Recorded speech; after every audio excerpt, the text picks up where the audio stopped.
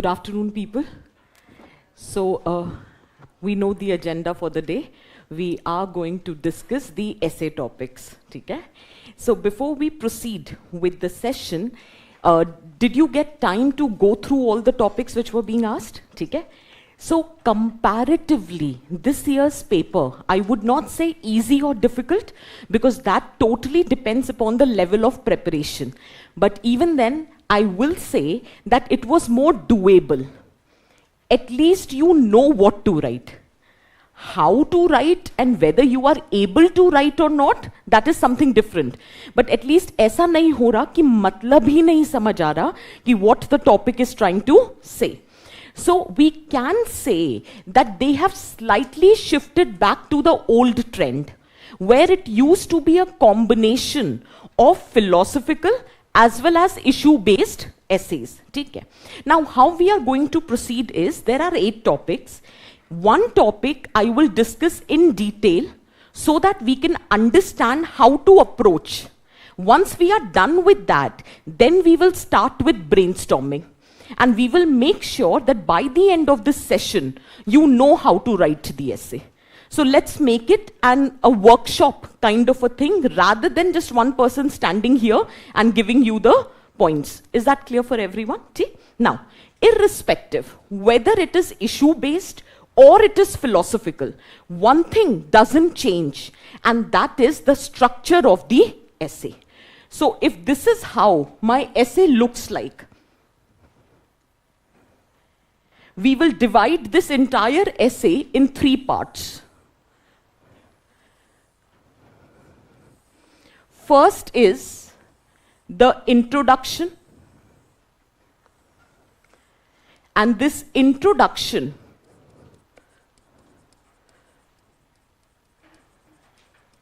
has 3 parts to it. First, second, third. And whether it is issue-based or it is philosophical, this thing never changes and it will work for you. For example, the first part of the introduction, we mean is you can write an anecdote. You can start your essay with a quote. You can start your essay with a conversation. You can start your essay with a paradox. You can start it with a premise, that is the background. You can also start it with some current development. Or let us say, if you want, you can start it with data, statistics, reports, any speech, whichever. The choice is yours. We are just trying to tell you different ways in which the essay can be initiated. But you have to be very careful. Neither anecdote, nor quotation, nor paradox, conversation, these are not introduction. They are just one way of introducing the essay. It is just one part of the introduction. हमें ये लगता है quote लिख दी introduction खत्म. Anecdote लिख दिया introduction खत्म. ऐसे नहीं होता. They are just the way of introducing your essay. It is not the complete introduction. Why? The moment you write the first part, now your job is to connect the first part with the theme of the essay, so as to tell the examiner why in first place did you choose a particular anecdote? Why did you choose a particular paradox? So whatever has been written in the first part, link it with the theme of the essay. And if you ask me, the second part of the introduction is very important. Otherwise, the examiner will not understand that in what context have you written the quote or the poem or the anecdote or the paradox. So your effort or hard work may go in vain. So it is very important, whatever is your first aspect, try to link it with the theme of the essay, and that constitutes your second part. Is it very clear for everyone? यहाँ तक सबको समझ आ रहा है? ठीक है. कोई doubt तो नहीं है इस बात में कि एनेक्डोट लिख सकते हैं क्या, कोट लिख सकते हैं क्या, पैराडॉक्स लिख सकते हैं क्या, सब कुछ लिख सकते हो, आपका ऐसे है. Till the time it is contextually right, you can write anything which comes to your mind. Is it making sense? Now, the third part, it is significant because now you are going to make a transition to the body of the essay. So in order to hold the attention of the examiner, this third aspect of introduction becomes crucial. And in simple word, it is nothing but your thesis statement. In this statement, you tell the examiner what the person can expect from your essay. अब यहां पे variation आता है क्योंकि आपकी choice पे depend करता है. For example, there might be some who will present the thesis in the form of question. The topic is mathematics is music of reason. So in the following essay, we will explore what does music of reason even means. Why mathematics is considered as music of reason. What are the various manifestations? Is there any coherence or similarity between mathematics and music? How mathematics is influencing the music? So on. Did you get my point? So here I am giving my thesis statement to the examiner in the form of question. Is it making sense? Or rather than posing a question, you can just mention the dimensions. The following essay would be explored from the following dimension, such as the manifestation of music of reason, manifestations of mathematics being the music of reason. Did you get the point? So rather than posing a question, you are saying the dimension.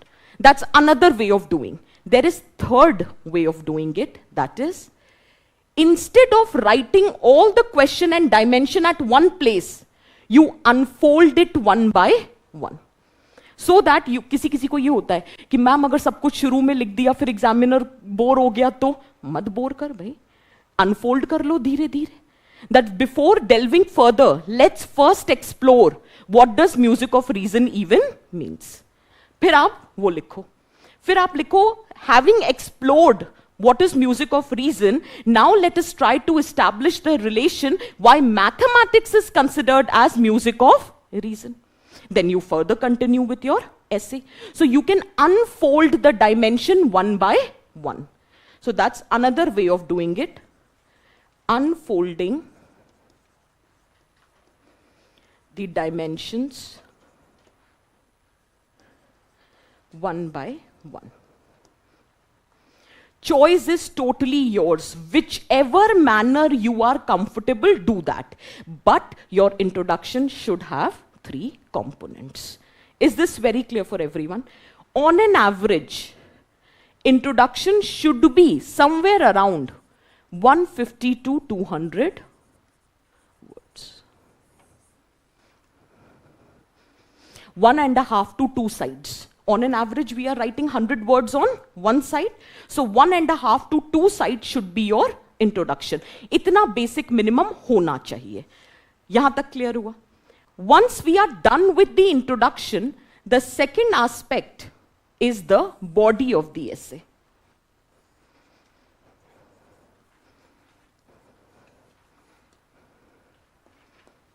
Body of the essay, there are few things that you have to keep in mind. On an average, it should be somewhere around 700 to 800 words. You can go up to 850 or 900 also, that's your choice. But 700 to 800 is a comfortable positioning of body of the essay. But when you are writing the body of the essay, there are few things which have to be kept in mind. First, it needs to be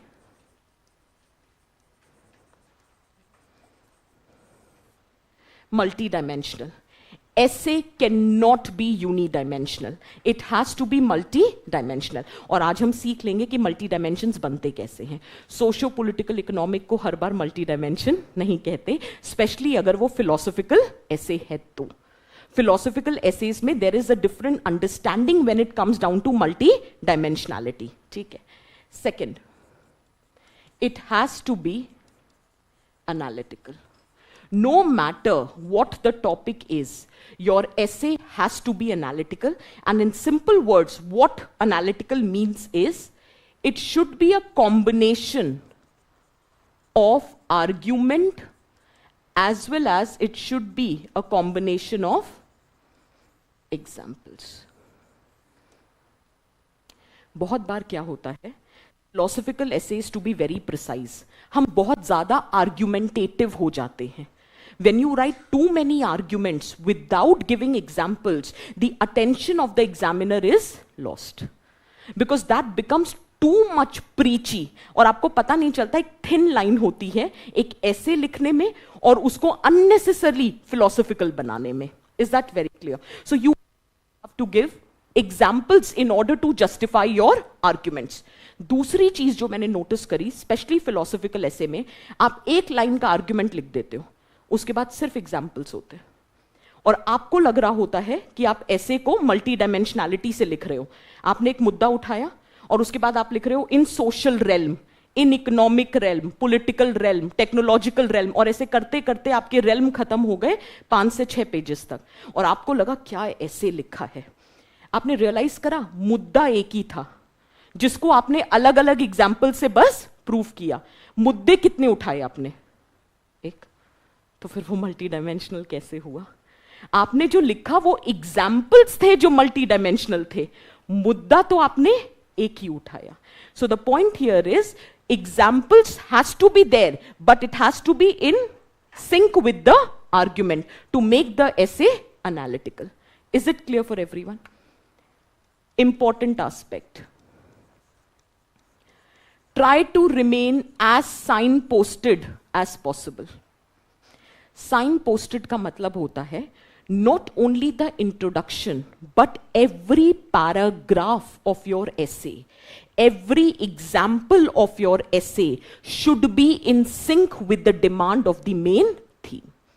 तो आपको ऐसा नहीं है कि बार बार लिखना है, but in your subconscious mind you have to tell yourself that with every example, with every paragraph, you are still in connect with the main theme of the essay. Sign posted रहना बहुत जरूरी है. Is it making sense for everyone?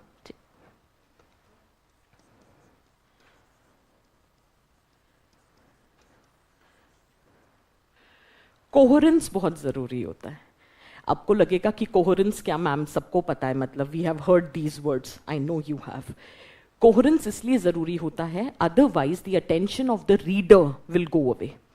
For example, you are reading something and it is not in a proper flow, तो पढ़ने वाले का attention lose हो जाता है. And do we realise that our future lies in the hand of a person who is correcting the script. तो we have to make the job of that person as easy as possible. Try to maintain a proper flow. और ये कब होता है? When you do a proper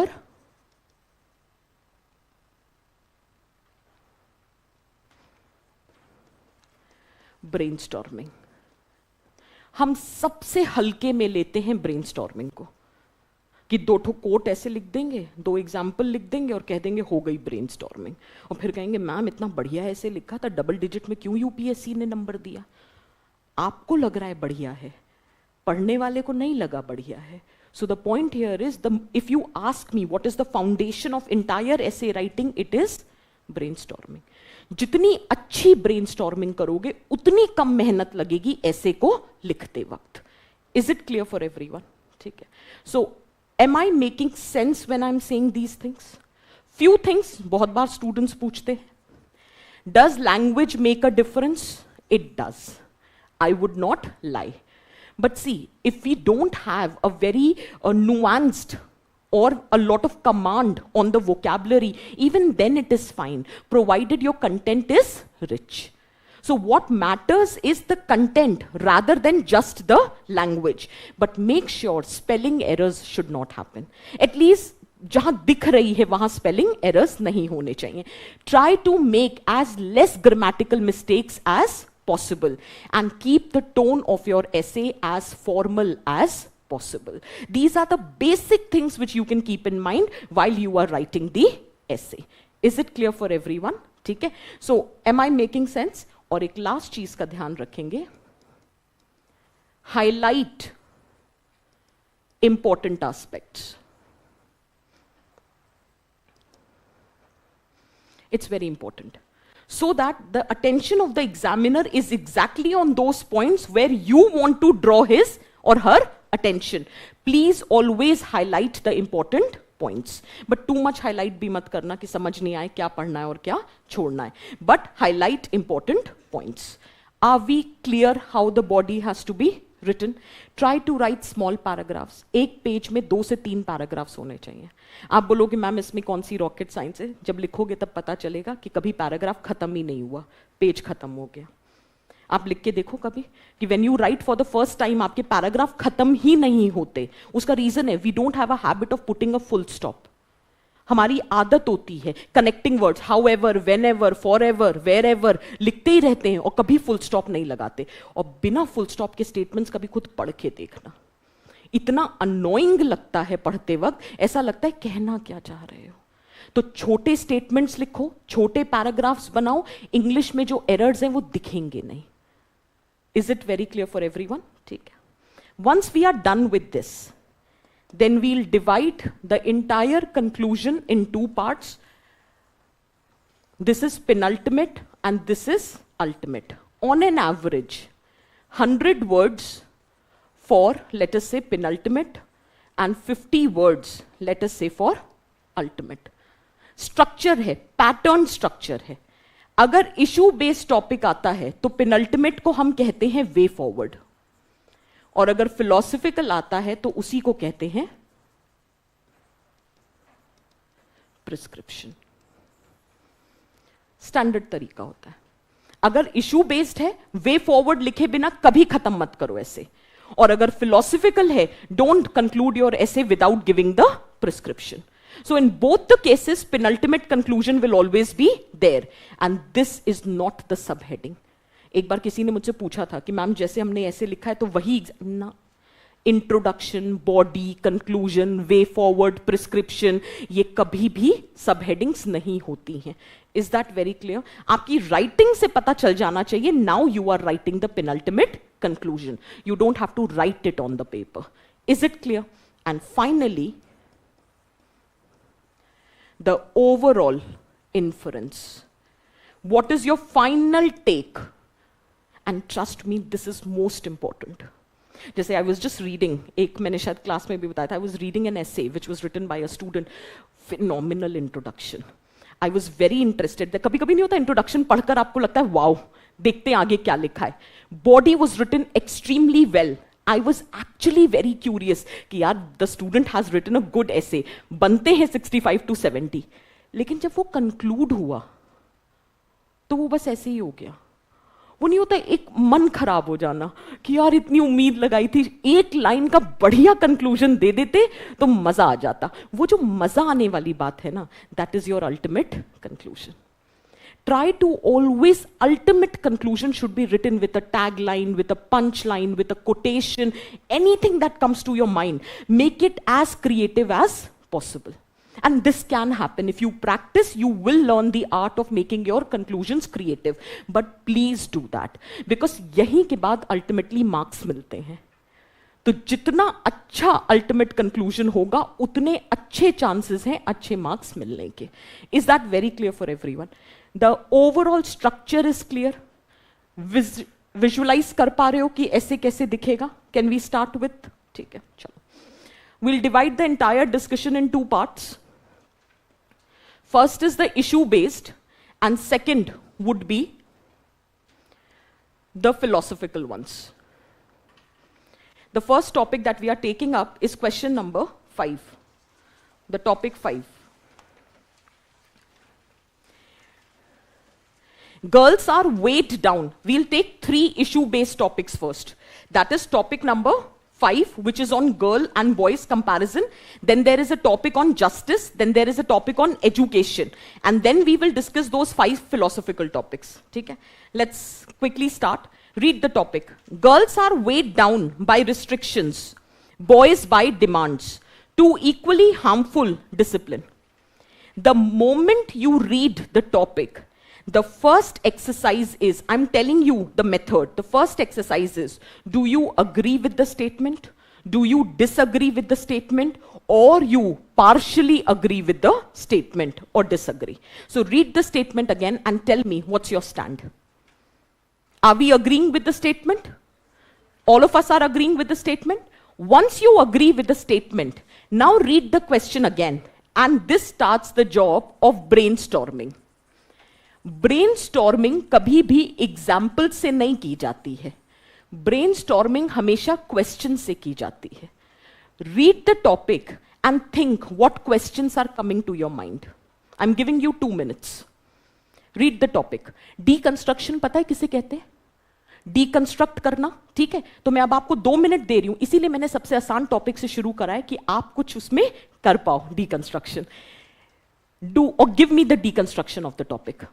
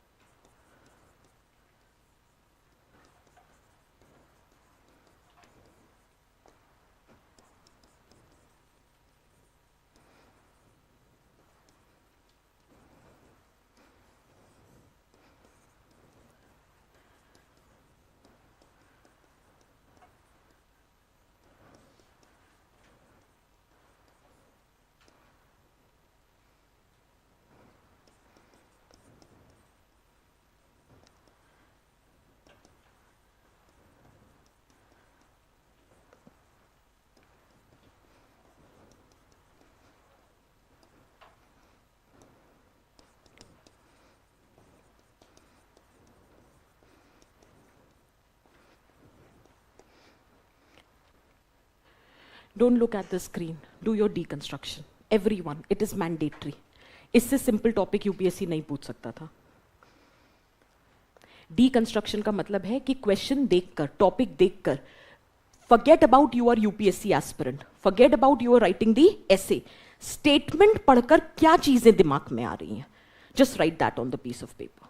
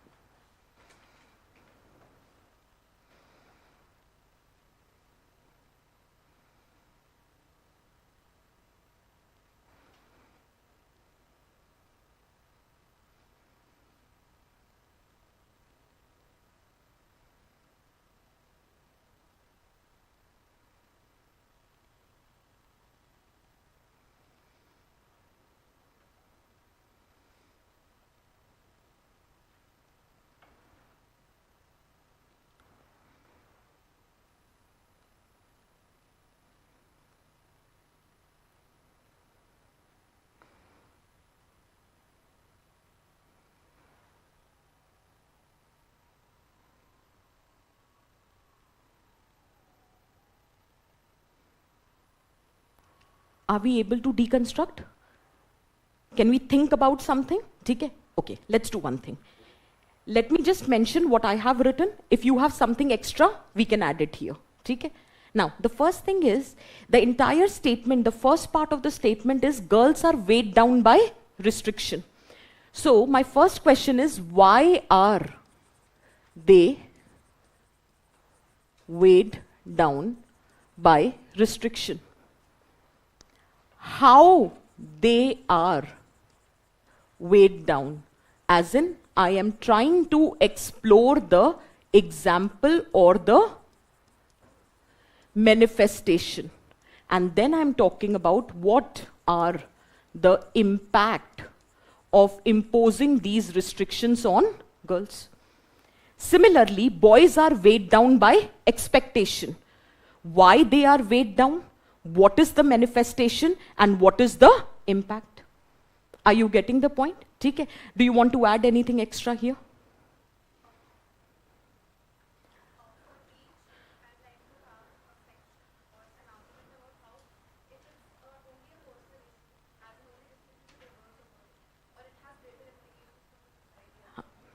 So, what is the impact की जब बात करते हैं, let's further elaborate impact at individual level, impact at societal level, impact at national level. Let's do this. It is not only impacting the individual, these stereotypes or restrictions are also having an impact for society and nation. Let's put it this. Anything else that you want to add? Hanji. Fine. Why they are weighed down? यहाँ पे चाहो तो you can add historical evolution, or you can talk about the structures which imposes these restrictions. That can be also added. Anything else that you want to add? Hanji.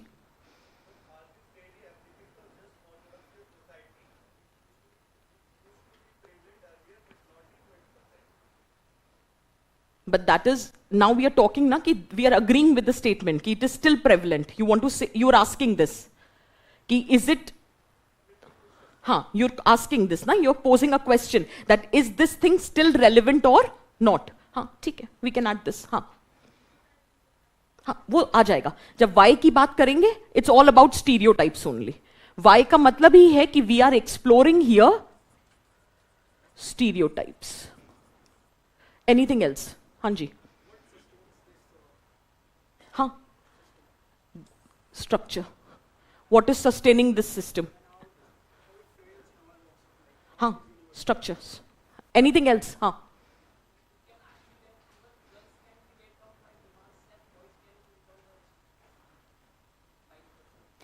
When girls have the demands, those demands are only leading to restriction. For example, there is an expectation that women should perform the domestic chores. And because of that expectation, she is restricted within the domestic space. So we can write it like this, but it would not be a separate point. Hanji, anything else?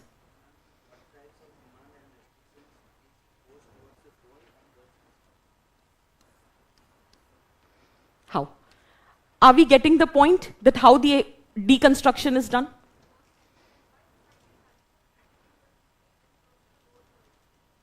Why is it still persisting? Absolutely. Why is it still persisting? जब structure को discuss करोगे तो यहीं पर why आ जाएगा. हाँ जी. Anything else? Can we proceed with the essay now?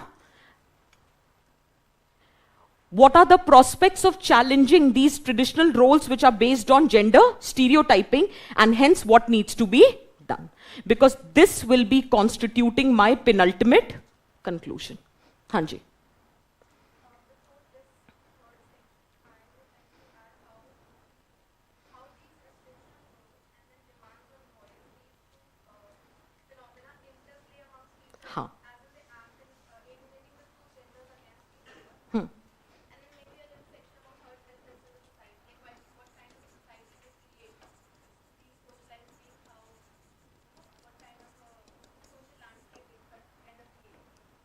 सब आ जाएगा इसमें.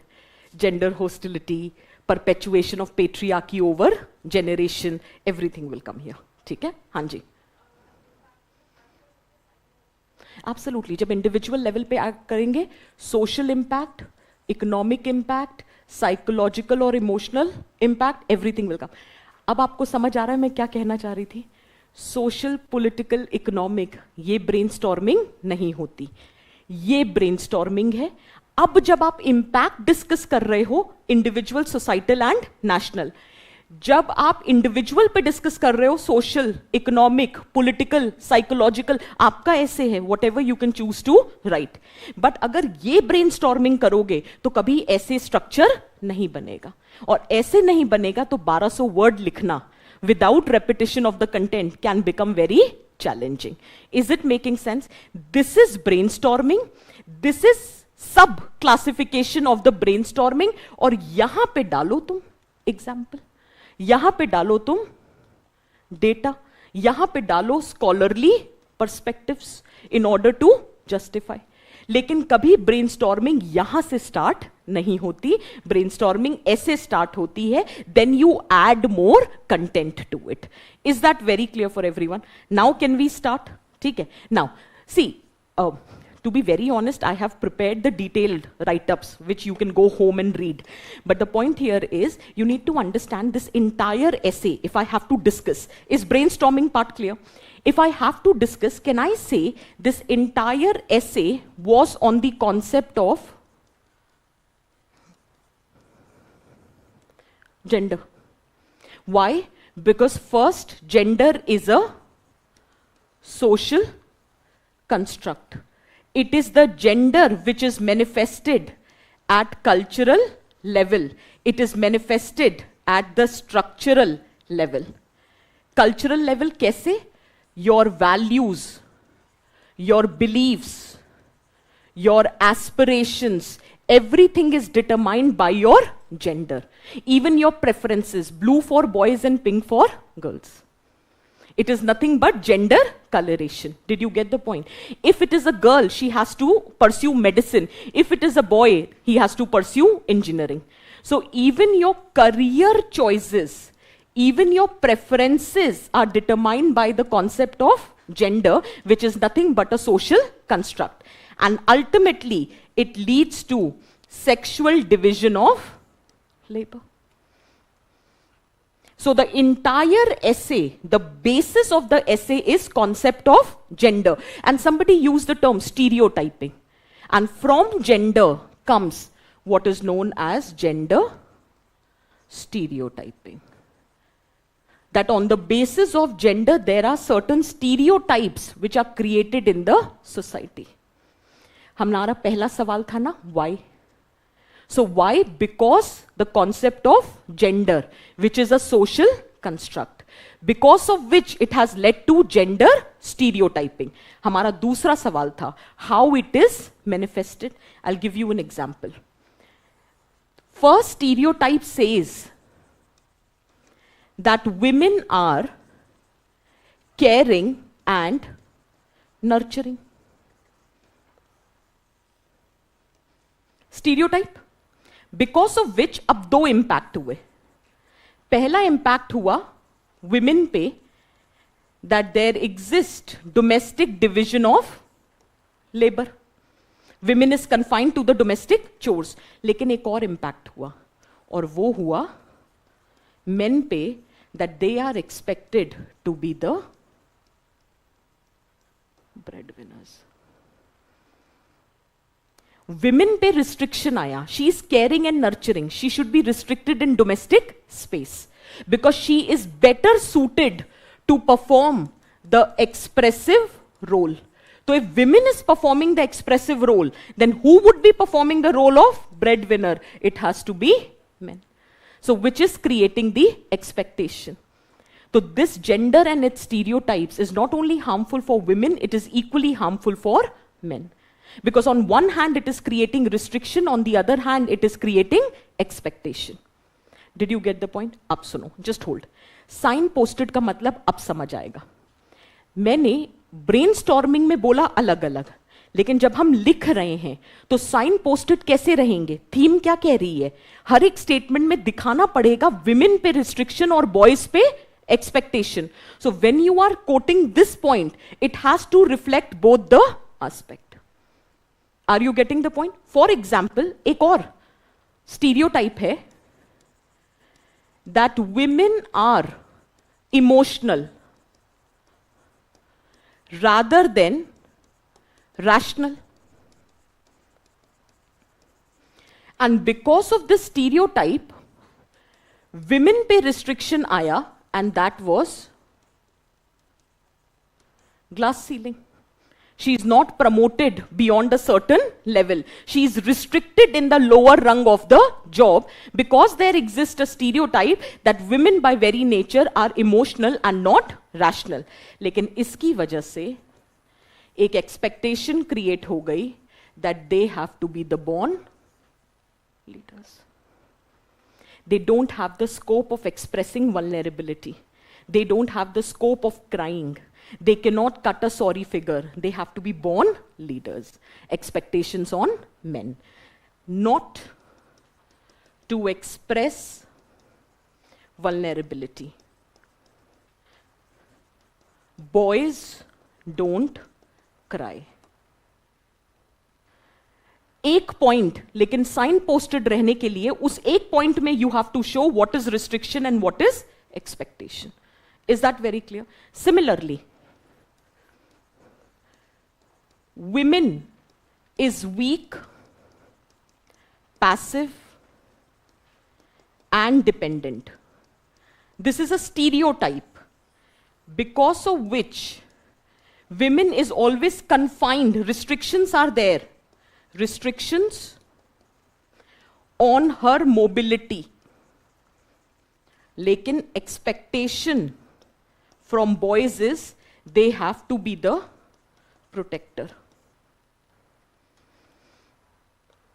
खुद को बचाओ, साथ में you have to protect the girls also. Right from day one, that is what is being told. Is that very clear for everyone? Can you see the restriction and the expectation? आप कुछ भी लिख सकते हो. That's your paper, your choice. Similarly, women have soft skills. Stereotype है. As a result, women is restricted to pink-collared jobs. Why? Because women is expected to have soft skills. But इसी soft skill की वजह से what men deals with, this pink-collared jobs are not expected to be performed by men.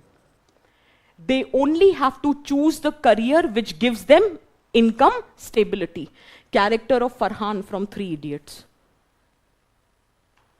Photographer बनना चाहता था, पापा ने कहा बेटा इंजीनियर बनो, उसमें स्टेबिलिटी है, फोटोग्राफी में स्टेबिलिटी नहीं है. एक्सपेक्टेशन है to become the main bread winner.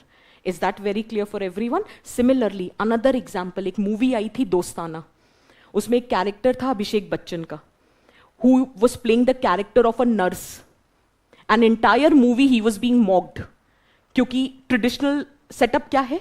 The job of nurse is meant to be done by women because it's a pink-collared job.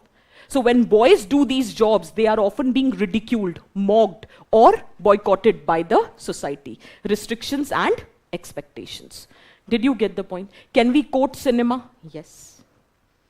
It's a very good way of making the examiner understand your viewpoint, but choose your cinema and examples very carefully. Did you get the point? Are these points clear for everyone? फिर किसी ने मुझसे पूछा कि ये सारी चीजें अभी भी persist क्यों कर रही हैं? So what is the source of gender stereotyping in the society? Then you can come to discuss the structures or why it is persisting. Is it the traditional thing और किसी ने बोला था ना 21st century की reality है. So what is the reason? You can actually discuss the structures. That it starts from family, it goes through the education system, it is perpetuated by symbolism, religion also has a role to play, even caste has also a role to play, that why these stereotypes are persisting in the society. आपका ऐसे है यार, बनाओ 1200 word. दिख रहा है content फैलता हुआ कि अब आपको एग्जैक्टली दिख जाएगा. Remember why, how and what, we are answering that. Do you get? और यहां पर यूज करो पॉइंट्स. हमने क्या सोशो पॉलिटिकल इकोनॉमिक लगाया? नहीं. हर ऐसे को लिखने का तरीका अलग होता है. Why gender stereotyping is existing? First, the first lessons of stereotyping is initiated at the level of family. बच्चा रोते हुए घर आया, पापा ने कहा अरे मेरा शेर बेटा है. शेर बेटे भी कभी रोते हैं? किसने मारा? तू 4 मार के आता. Did you get the point? Right from the beginning, the boys are told you are not supposed to cry. लड़की पीट के आई तो पहली बार उसको बोला पागल है, लड़कियां ऐसे बिहेव नहीं करती. अगर ऐसा कुछ हुआ था भैया को बताना चाहिए था ना, भैया अपने आप देख लेते. So girls are told you don't have to fight your own battles. You have your father, you have your brother, later your husband and your son to fight your battles. You are not supposed to fight it on your own. From where the lesson started, at the level of family.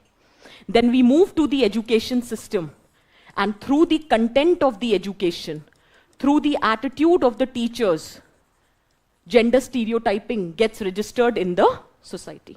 Not only this, through symbolism, cinema, television serials, you are creating a certain image. Television serials वो create करते हैं ना एक symbolic image of ideal womanhood, where she is always confined by restrictions. So that is how you have to play the answer. Similarly, cinema. In cinema, for a very long period of time, the women, the lead protagonist, the heroine was always a damsel in distress. And there was always Salman Bhai to save her. And फिर चाहे 50 गुंडे क्यों ना हो, he will fight, everybody would be flying here and there, without even realizing ये सच में नहीं होता. अब आप सोचो, आपने women पे restriction create करे, लेकिन आपने लड़कों पे expectation लगा दिए. अब the girl walking with you is expecting that if something is happening, eve teasing, he will fight. वो खुद डर रहा है, सामने 5 है, मत बढ़. पर एक्सपेक्टेशन ऐसे हो सकती है कि जब वो 20 से लड़ सकते हैं, तुम 5 से नहीं लड़ सकते. वो समझा रहा है भाई सच्चाई में नहीं होता, पिट जाऊंगा बुरी तरह. So the point here is we are creating expectation. And can we write this? हाँ, इंग्लिश में लिखना है बस. Damsel in distress image. Why women can't fight her own battles? Why she wants someone to save her? Restriction. And why boys are always expected to save her? Unnecessary expectation. Did you get the point? Is it making sense for everyone? Similarly, religion. Restrictions are imposed. यहाँ पे तो आप बहुत सारे scholarly perspectives भी डाल सकते हो, depending upon which option you guys belong to. ठीक है? जैसे feminist perspective है. There is a concept, Devi dichotomy. That can be quoted here. That's totally your choice, that how many a times religious practices, they put certain restrictions because they justify the patriarchal practices. You can write anything which suits you. Okay? Then caste. The notion of purity and pollution is extended even to women. Restrictions are imposed. For example, choice of partner. Pratiloma marriages are not allowed. Similarly, menstruating women not allowed to touch the household or enter the kitchen. Did you get the point? Right? So restrictions are being imposed. Are these points making sense? Even this restriction extends to what is known as your workplace. So that is why all of these practices are happening. Once you are done with why and how, then you can talk about what are the impact. And when you are discussing the impact, discuss at individual level, और यहाँ पे दोनों पे discuss कर लो. Women पे, as in girls पे, as well as boys पे. Then you discuss the impact on society. Then you discuss the impact on nation. Your job is done. Is this making sense for everyone? Is it getting clear? Are you getting the idea how to write a 1200 word essay? Where do you get the fodder? You prepare Indian society. There is a topic in Indian society, role of women and women organization. You study patriarchy in detail. हो नहीं सकता ये आपको नहीं आता हो. अगर Indian society पढ़ी है तो ये सारे पॉइंट्स आपके पास होंगे. You just have to structure it and present it. Is it making sense for everyone? ठीक है. Expressive, as in the emotional aspect. Expressive role as in the emotional, the care aspect. Taking care of everyone in the family. Okay, so that is putting others matlab, before that rather than your own interest. Instrumental role is doing the public chores. Okay? Hanji.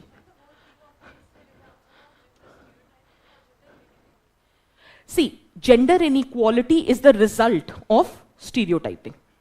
So when you are writing the ultimate conclusion, you will talk about gender equality in the society and how that needs to be ensured.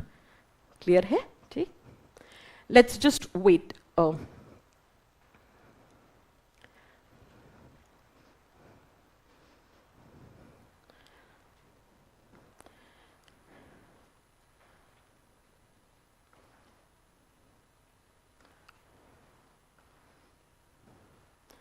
Is it visible? Now, so far what we were discussing was just the brainstorming part, the body part. How can we introduce? Aisha is a successful entrepreneur, but she grapples with the societal and familial expectation. Despite her professional success, she faces immense pressure to maintain a perfect image as a wife and daughter-in-law. Society expects her to balance her career and family while upholding the traditional values and norms. On the other hand, we have Kabir, who is an heir to the business empire. Despite having different aspirations, he is pressured to follow the family tradition and take over the family business. The demand to continue the legacy is immense. The juxtaposition of Aisha and Kabir's character in Dil Dhadakne Do. Did you get my point? When I started with Aisha, we were not expecting that it was the character from Dil Dhadakne Do. Maintain that surprise element in your introduction. जैसे कि आप लिखो Nelson Mandela का example किसी भी topic पे, लिखो गांधी का, स्टीव जॉब्स का, बट शुरू मत करो उनके नाम से, क्योंकि उसके बाद एग्जामिनर को पता है आपने क्या लिखा है. तो वो बिल्डअप देने की जरूरत होती है to keep on holding the attention कि आगे क्या आ रहा है. अब होगा अच्छा ये वो मूवी थी, राइट राइट ये भाई बहन थे. तो did you get the point? ठीक है. So, Dil Dhadakne Do demonstrates two sides of the societal pressure faced by girls and boys. Aisha embodies the restrictions which limits her freedom and choices. On the other hand, Kabir portrays the weight of expectation placed on boys to conform to these roles and aspirations. Is this clear for everyone? Did you get the point how the essay? This is the first part of intro. This is the second part of the intro, and then comes the third, which is your thesis statement. Is it clear for everyone? You can choose to write a simple topic, but try to write effective introduction and conclusion. एक और topic था, मतलब यही topic था, but एक और तरीके से I thought कि हम स्टार्ट करेंगे. In fact, I gave that example in classroom also. There was this one play which was performed by Gargi College, and Gargi का opening sequence था. I still remember 2006 की बात है, and the play was made from the perspective of men, and उसका opening sequence था the scene from Titanic. Titanic is sinking, lifeboats are there, and the people are saying, women and children get on the lifeboat, and each man to himself. बच्चों को डाला समझ आता है, women को क्यों? Because you considered her weak. And you are causing damage to women also by considering her weak. But you are also causing damage to men by considering them unnecessary strong. उन्हें भी तो डर लग रहा होगा, उन्हें भी तो जिंदा रहने का मन होगा. But you have told them each man to himself. You can start with these sequences. Even the movie scenes can be good introduction. Is that very clear? Then,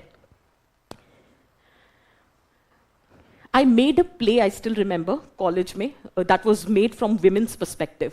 तो उसमें हमने एक poem ली हिंदी में थी, उसका English translation है, देख लो. In the bustling market, her laughter would ring, full of dreams and joy, a melody to sing. But one day, a harasser came her way, turned her world dark, made her happiness sway. She stood up, ready to fight and defy. Against the wrong, she was prepared to try. But society whispered, stay safe, stay inside, unjustly confining her like a gentle tide. Did you get the point? Is it making sense? In the same market, a man walks, shouldering the weight of societal talks, expected to be strong, never show pain, a stoic facade, his true feelings in chain. To provide and protect, the demands are so high, he wanting for freedom for a clear sky, but society's expectation weighs him down, and he is being heavy burden and invisible crown. Did you get the point? Can we use, अब देखो कुछ नहीं था, हिंदी की वो play का dialogue था, उसको बस इंग्लिश में लिखा है, ठीक है। वो सुनो सुनो भाई सुनो सुनो, आंखों देखी बात सुनो, लाजपत का बाजार था, लोगों का जमवाड़ था, बंटी ने बबली को छेड़ा। ये पूरा एक सीक्वेंस बनाया था ईव टीजिंग पर, बस उसको छोटा करके इंग्लिश में दिया है। Did you get the point what we are trying to say? So it's just that a girl is being harassed, she wants to fight, but rather than supporting her, she is being put under restriction. Your choice, introduce your essay as you want, but are you getting an idea how it is suppose to be done? वैसे ही बहुत सारे anecdotes वगैरह हैं। You can give example of Sudha Murthy. I have added some value addition here कि अगर किसी को डाउट होता है कि अगर ऑप्शनल है तो क्या हम थिंकर्स को यूज कर सकते हो, प्रोवाइडेड ओवर द टॉप नहीं लगना चाहिए। जैसे अगर मुझे ऐसे लिखना होता तो मैं साइमन डी बुवेयर को कोट करती, मैं जूडिथ बटलर को कोट करती, जिनको आता है। मतलब अगर नहीं आता तो छोड़ दो, इट्स नॉट नेसेसरी। आपके लिए और एग्जाम्पल हो सकते हैं, जैसे अपूर्वा पुरोहित की एक किताब आई थी, lady you are not a man, no matter how much you achieve you will always be restricted by telling that look you are not a man. So this is nothing but Apurva Purohit ki kitab. So the point here is choice is yours. How you want to make your essay look good. Is it making sense for everyone? Once we are done, these are just the help.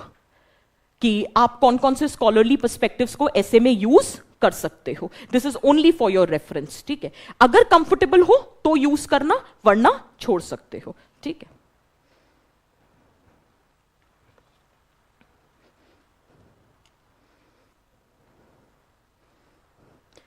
Ultimate conclusion, somebody was asking me about gender equality. We can conclude by the quotation given by Kofi Annan, that gender equality is more than a goal in itself. It's a precondition for meeting the challenge of reducing poverty, sustainable development, and building good governance. So ultimately what needs to be done is gender equality. Is it making sense for everyone? Now you need to tell me, is the entire essay clear? Are you able to visualize कि ऐसे कैसे दिखना चाहिए? Let's start with the next topic.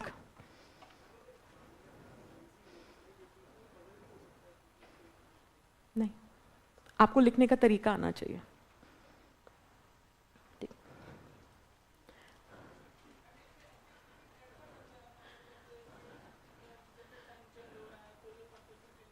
हाँ, हाँ. यार इस question में बन नहीं रहा है, नहीं तो मैंने एंटीथीसिस जरूर दिया होता. ठीक है. जैसे सपोज करो अगर तुम ये बोलते हो कि आज विमेन पे रिस्ट्रिक्शंस नहीं है, ठीक है, लेकिन बॉयज पे एक्सपेक्टेशंस तो अभी भी उतनी ही है. Are you getting the point? और ऐसे पूरा है. It is not just one part of the essay, there is other side of the essay. ऐसा तो है नहीं कि expectation from boys have been reduced. They are still the main bread winner. They are the karta of the family. They always, right from the beginning, they are being told, they are being fed that you have to be the protector and the provider for your family. So unnecessary burdens are right there from the beginning. Why? Because society is still looking from the perspective of women. They are not exploring the perspective from men. That's the problem. इसीलिए topic आया है. It's high time gender equality needs to be there. You fight for the rights of women, but in that process don't compromise with the rights of men, because even they are also under the burden of expectation. Talk about that. Clear hai? हाँ, बोलो. हाँ.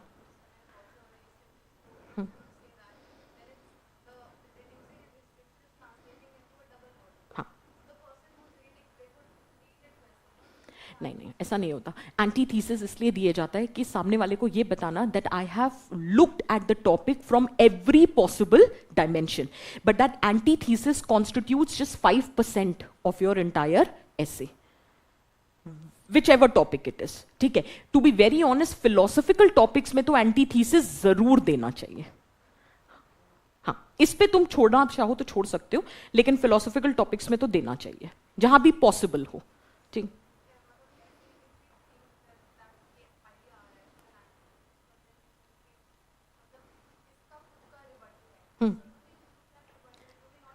नहीं, just write it in one line add the rebuttal part to it and move to the penultimate conclusion. Do that. Somebody was saying something. नहीं, no diagrams, no graphs, nothing, no bullet points. मैं लिख सकती हूं क्योंकि मैं आपको content दे रही हूं, आप नहीं बुलेट पॉइंट्स में लिख कर आएंगे. It's a big no. Diagrams are a big no. उसका रीजन है, ऐसा कहीं लिखा नहीं है कि डायग्राम बना नहीं सकते, बट एक बार टीचर बोल देता है ना बना सकते हैं, फिर कोई कहीं पे भी बना के आ जाता है. तो क्योंकि उतना विजडम हम एग्जाम में लगा नहीं पाते कि कहां बनाएं और कहां छोड़ें. So let's just follow one idea. No bullet points, no diagrams, no graph, no flow chart. Directly come to the topic. Is that very clear? Can we write subheadings? Yes, you can write the subheadings. क्या? Overcoming the challenges. हमने लिखा ना what needs to be done. So जो structures हैं stereotyping के, उनको address करो. Value-based socialization is the need of the hour. Education should be imparted without any gender coloration. Create equitable opportunities both for men and women, whether it is socio-political, economic field. Way forward लिखो, ठीक है. In fact एक तरीका करो, चलो way forward में लिखो 3 तरीके से. Way forward at individual level, way forward at structural level and way forward at governmental level. और आसान हो जाएगा वे फॉरवर्ड लिखना. इंडिविजुअल क्या करे, स्ट्रक्चर्स में क्या चेंज लाओ, और इसमें गवर्नमेंट का क्या रोल है टू प्ले एट दैट. चाहो तो यहां पे गवर्नमेंट की पॉलिसीज वगैरह भी डाल सकते हो to address these issues. Is it making sense for everyone? Can we move to the next? Let's discuss the next topic. Justice वाला टॉपिक उठाओ बाद में.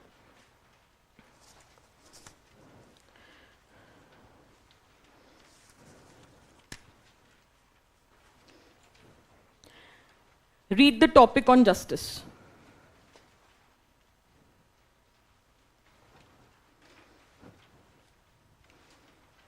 A society that has more justice is a society that needs less charity. Very quickly, do you agree with the statement? We do agree with the statement. I'm giving you 2 minutes, quick 2 minutes. Do the deconstruction. जल्दी से 2 minute है, deconstruct करो. Simple topic है. A society that has more justice is a society that needs less charity.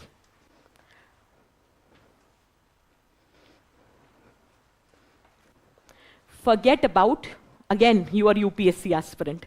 एक बहुत layman इंसान हूं जिसको कुछ नहीं आता, एक स्टेटमेंट दे दिया, मन में सबसे पहला सवाल क्या आएगा? What is justice? सबसे पहला सवाल, what does justice even means? ठीक है. दूसरा सवाल, चैरिटी से आपका क्या तात्पर्य है? ठीक है. मोर justice, what is the manifestation? When we say society needs charity, what does that mean? Is there any relation between justice and charity? And is it always true that if there is justice, there will never be a need for charity? आ गया counter argument? Did you get my point? We are agreeing with the statement, but we are giving a counter argument. No matter how much justice you ensure, there will always be a need for some kind of charity. So we are just writing a small counter argument. And then what needs to be done to ensure justice? आपको समझ आ रहा है कि एक topic से ही question निकलते जाएंगे, और एक बार ये ब्रेनस्टॉर्मिंग करनी आ गई, the job becomes easier. Again take 2 minutes and now think. क्या आप कुछ और ऐड करना चाहोगे?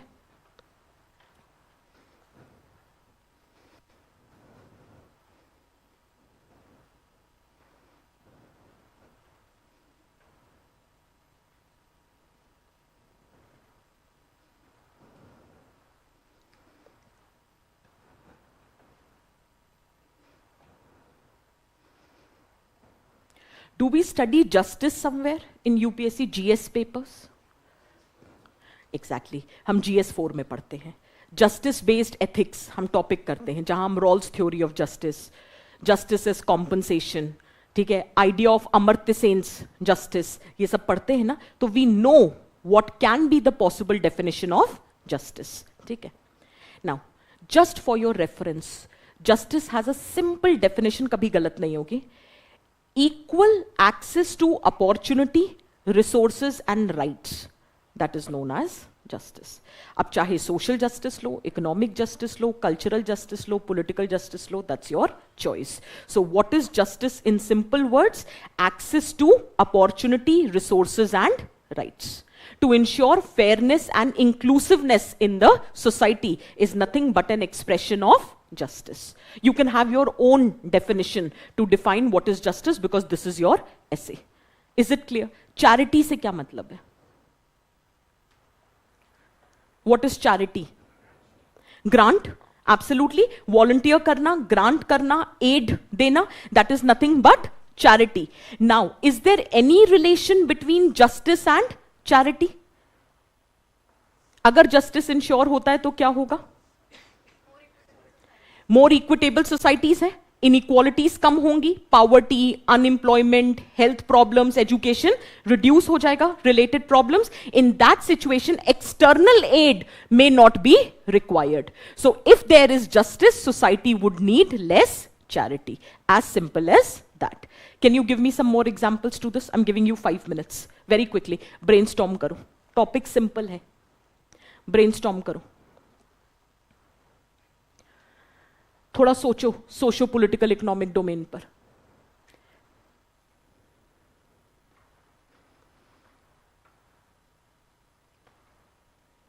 ओके, एक एग्जाम्पल देती हूं. वैसे हेल्थ इज अ डोमेन. अगर गवर्नमेंट आयुष्मान भारत लाता है, जो वो लाया, Jan Aushadhi Pariyojana, health and wellness centre, it's an example of justice. It is ensuring equitable access to health resources. It's an example of justice.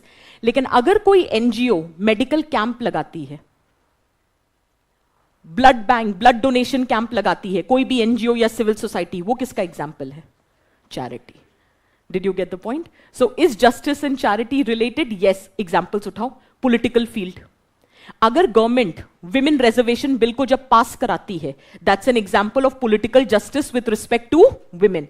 लेकिन यही कोई एनजीओ एक एजुकेशनल अवेयरनेस कैंपेन लगा रही है, informing women about their rights in the country, वो किसका example है? पॉलिटिकल चैरिटी का. Did you get the point? Similarly, education से रिलेटेड जब नेशनल एजुकेशन पॉलिसी लेकर आते हैं, that's an example of justice. लेकिन अगर कोई एनजीओ फ्री में टेक्स्ट बुक, स्टेशनरी डिस्ट्रीब्यूट करती है, यूनिफॉर्म डिस्ट्रीब्यूट करती है, उसको क्या कहते हैं? चैरिटी. तो अगर जस्टिस होगा तो ये एक्सटर्नल चैरिटी का रिक्वायरमेंट कम हो जाएगा. यहां पे एक्सप्लोर करो सोशो पॉलिटिकल इकोनॉमिक डोमेन. अगर हम एमजी नरेगा लेकर आते हैं, मिड डे मील लेकर आते हैं, that's an example of justice. लेकिन वहीं पर अगर आप सपोज करो वोकेशनल ट्रेनिंग के फ्री कैंप्स लगा रहे हो, जहां आप लोगों को स्किल दे रहे हो, and it has been done by let us से कोई कंपनी है सीएसआर का पार्ट कर रही है, या कोई ऑर्गेनाइजेशन है जो चैरिटी कर रही है, so these are examples of charity. लेकिन अगर यही स्किल ट्रेनिंग सरकार दे देगी थ्रू स्किल इंडिया, प्रधानमंत्री कौशल विकास योजना, so the need for these external agencies to provide you charity will reduce. सोचो इस context में, you will get enough examples. Are you getting my point? Is it clear for everyone? Are you understanding what? लिखो, सोचो और example सोचो. यार देख, सब कुछ है यहां पर, क्या जबरदस्ती एक एक चीज बताना.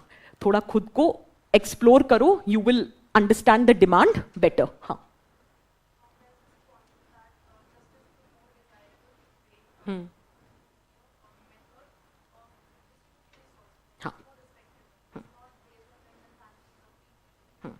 I'll give you a better line for this. Lending a hand is better than giving a dole. Justice serves the purpose of lending a hand. Charity is like giving a dole. It is not sustainable.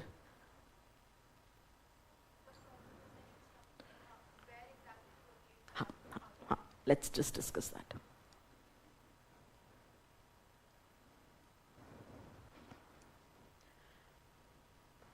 In this topic, if we start with brainstorming,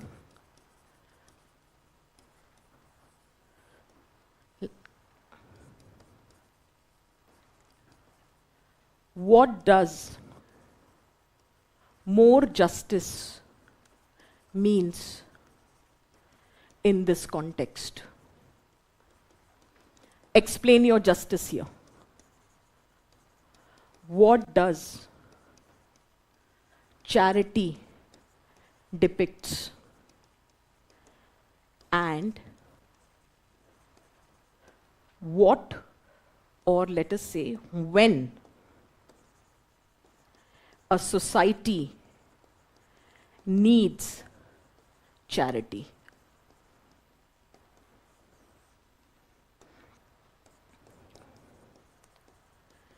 Relation between justice and charity.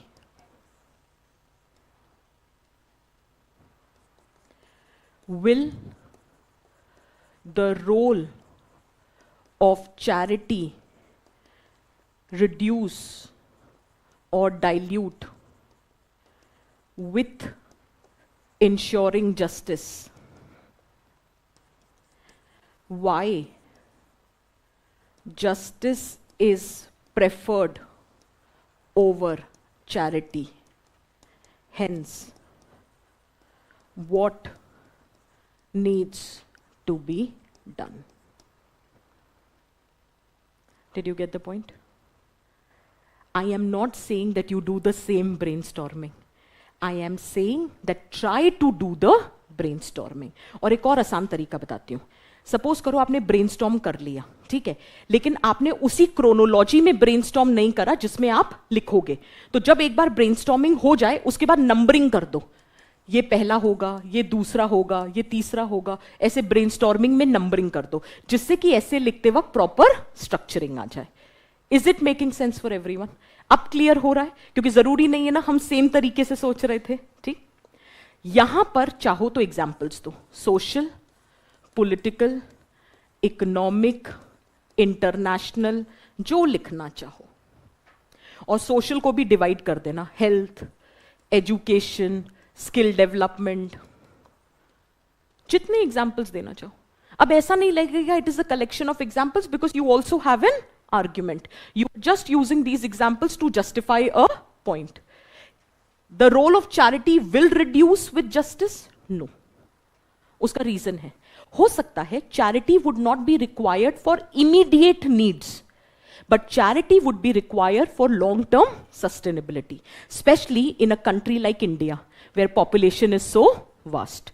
And there are always new emerging challenges. Suppose करो हमने education वगैरह provide कर दी, but फिर एक नया challenge आया, online education. अब उसको यूज करने में एक चैलेंज है digital divide, rural urban divide, regional divide. ये तुरंत तो रिजॉल्व नहीं होंगे, टाइम लगेगा ना. तो हम जस्टिस इंश्योर कर रहे हैं, but in that process we need some help from charity so that the justice can be sustained over a period of time. तो हमेशा न्यू चैलेंजेस इमर्ज करते रहेंगे, इसलिए need for charity would be required. But having said that, we should always prefer justice over charity. It is lending a hand, it is giving a dole. It is telling how to fish, it is giving a fish. This is capability approach of Amartya Sen. Did you get the point? अब what needs to be done? Investment करो, education में, health में, skill development में, job opportunities लिखो, और यहां चाहो तो इंटरनेशनल मॉडल्स को यूज कर सकते हो. Is this very clear for everyone? You need to tell me, is the structure clear? Is the content clear? ठीक है, अब जो मैं आपको कंटेंट दूंगी उसको यूज कैसे करना है वो मैं सिखा देती हूं. We can start with Ram राज्य concept of Gandhi ji. We can start with Plato's theory of justice, functional specialization in the society. ये सब कहां मिल रहा है आपको? एथिक्स के पेपर में. मैंने सोचा एक नया तरीका ढूंढते हैं कॉन्वर्सेशन का. Is it visible for everyone?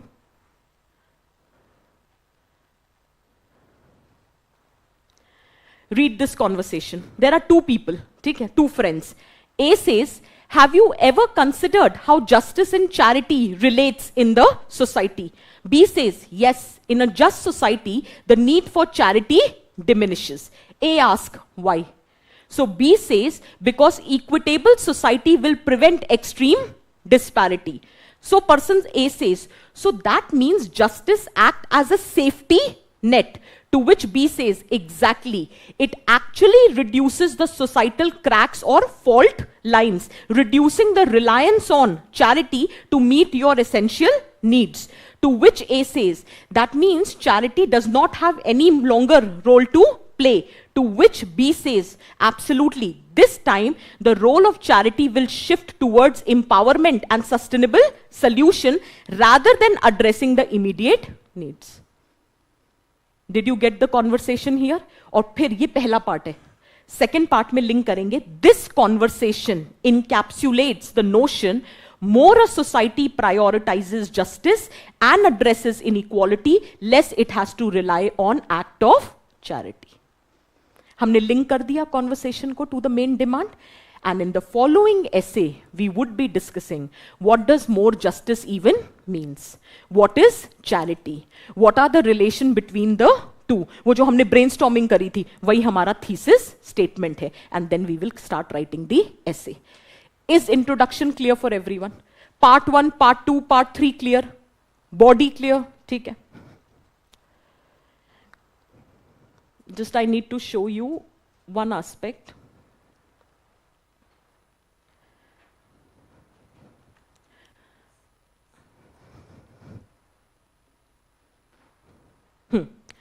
एक तरीका होता है वे फॉरवर्ड लिखने का. I just wanted to show you that way. Investment in education and skill development, ये सब लिखेंगे आप. उसमें बस एक एग्जाम्पल ऐड कर देना. For example Germany's vocational education system. Everyone would be writing universal health care access. आप एक एग्जाम्पल ऐड कर देना यूकेस नेशनल हेल्थ सर्विस. हम इंटरनेशनल मॉडल्स बस ऐड कर रहे हैं. Now just hold. ये जो कंटेंट आपको दिया है ये सिर्फ ऐसे में काम नहीं आएगा. This will help you in your GS answer writing as well. So try to make best possible utilization of the content which is being provided to you. Is it clear for everyone? ठीक है. Is the structuring clear? Can we move to the next topic? हाँ जी बोलो. हाँ हाँ हाँ हाँ.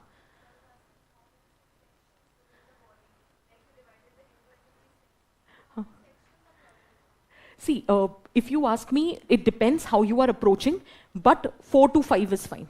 Broad sections. Within that, you can further have subparts, but 4 to 5 broad sections are fine. Can we move to the next topic? Read the next topic. That's on education. Hanji. हाँ हाँ ठीक है. हाँ, लेकिन इकोनॉमिक जस्टिस होगा और social justice नहीं होगा तो इट विल बी मीनिंगलेस. क्यों नहीं आएगा? थोड़ा नहीं, बहुत हो सकता है. एजुकेशन, हेल्थ, स्किल डेवलपमेंट सब सोशल जस्टिस का ही तो पार्ट है. हाँ, अफर्मेटिव एक्शन पॉलिटिकल जस्टिस का पार्ट है, बिल्कुल. यार एक चीज है, I will answer this question. You need to understand, जो सरकार करती है उसको चैरिटी नहीं कहते. हाँ हाँ हाँ.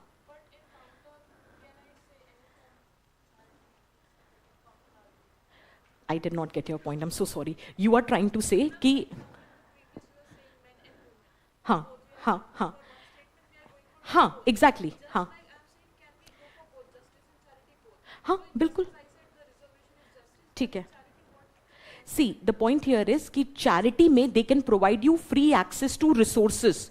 They can't give you job. Charity organizations can give you training. वो आपको सिलाई, कढ़ाई, बुनाई ये सिखा सकते हैं, जॉब नहीं दे सकते. वो काम स्टेट का ही है. ठीक है. हाँ जी.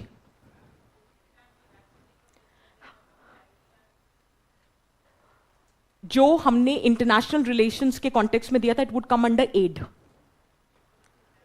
हाँ बिल्कुल बिल्कुल, एब्सोल्युटली यस. ठीक है. Is this clear for everyone? और कोई क्वेश्चन? बोलो बोलो. एक second, I am answering the question, you read the next topic. Education, read the topic.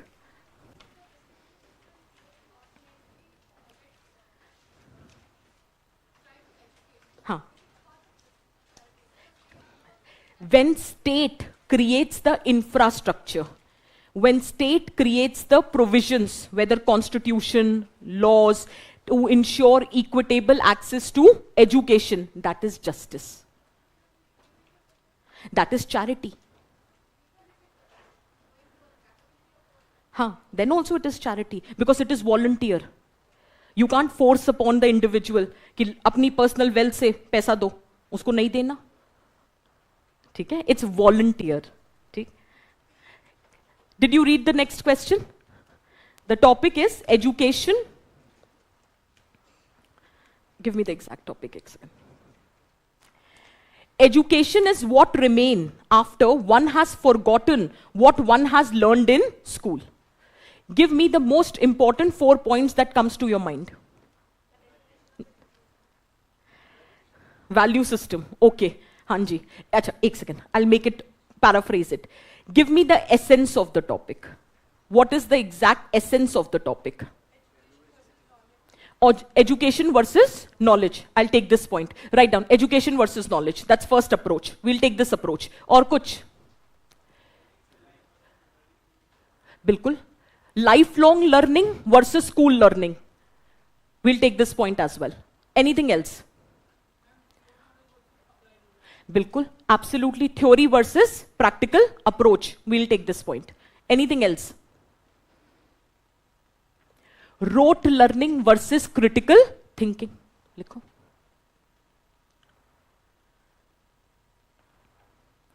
Learning through text versus learning through experiences.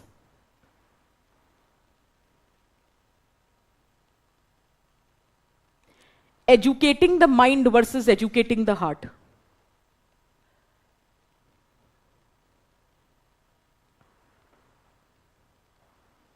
Do you realize essay तैयार हो गया?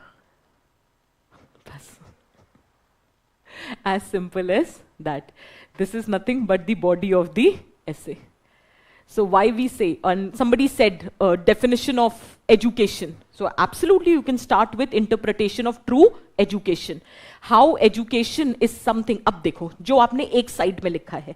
Education is known for its experiential learning. Education is known on the basis of adaptability. Education is known for its value basis. Education is known for its critical thinking. Education is known for its practical application. This is nothing but true education. And this is what remains with you even when you have completed your schooling. Is that very clear? For example, you may not exactly remember the historical dates, events, what has happened. But once you develop the skill of analyzing the events, you can apply it everywhere. As a lawyer, you may not remember the exact case laws or every case law that you have studied. But एक बार case law पढ़ना सीख लिया, the research which goes before preparing yourself for a case, it will always stay with you. Is that very clear? Is it making sense? For example, experiential learning, learning through experiences. और यही national education policy कहती है. Rather than telling kids what different sounds are made by the animals, take kids to zoo. They will always remember it through their experiences. Is it very clear? Long lasting होता है. Is it making sense? ठीक है. Again, get back to and tell me if there is any other point that you want to add. Importance of co-curricular activities. Fine. So education needs to be comprehensive versus academic versus co-curricular. We can add that point also. Anything else? Behavior education, emotional intelligence डाल देते हैं उसमें. So emotional intelligence, वो हमने डाला है. Educating the heart versus educating the mind. That moral education would fall under that. Is it making sense for everyone? Can we proceed with the content? Let's look how we will be arranging it.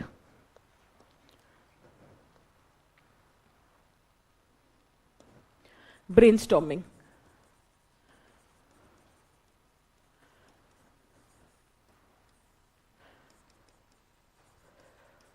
What are the elements or what is the essence of true education? Second, how or to what extent school learning is different from true education that incorporates lifelong learning. Give examples or manifestation regarding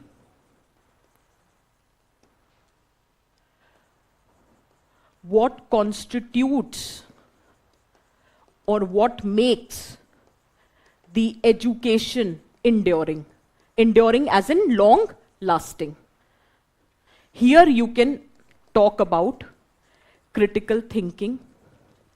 Here we can talk about adaptability. Here we can talk about value system. Here we can talk about problem solving. Here we can talk about emotional intelligence.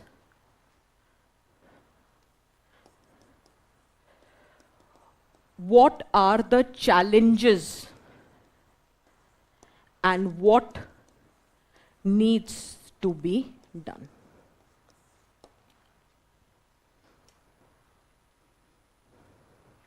You want to add more points? You can add. हाँ, character building हमने कहीं पे value system लिखा है. मैं एक सबसे easy तरीका सिखाऊं. आपने नई तालीम पढ़ा था, नई तालीम सुना था, गांधी जी का पर्सपेक्टिव था. अगर आपको नई तालीम के फीचर्स आते हैं, आपको एग्जैक्टली पता है कि आपको ऐसे में क्या लिखना है. ओके, इतना लिखो, I will just discuss.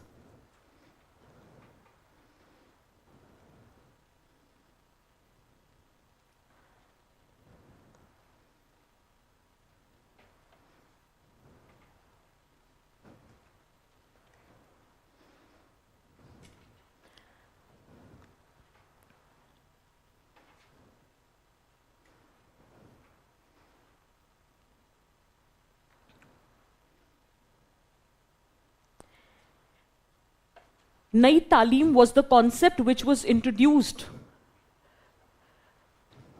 in the backdrop of the colonial nature of the education system by Mahatma Gandhi. Now, what are the characteristic features? Just read the bold words. Nai Talim talks about holistic approach to education, where you are incorporating the physical, intellectual, emotional, and spiritual dimension. It talks about idea of experiential learning. It talks about essential skills and knowledge. It talks about integrating education with work, vocational education. It is talking about merging the education with local tradition, crafts and skills. Decentralized approach to education. It talks about equality and inclusivity.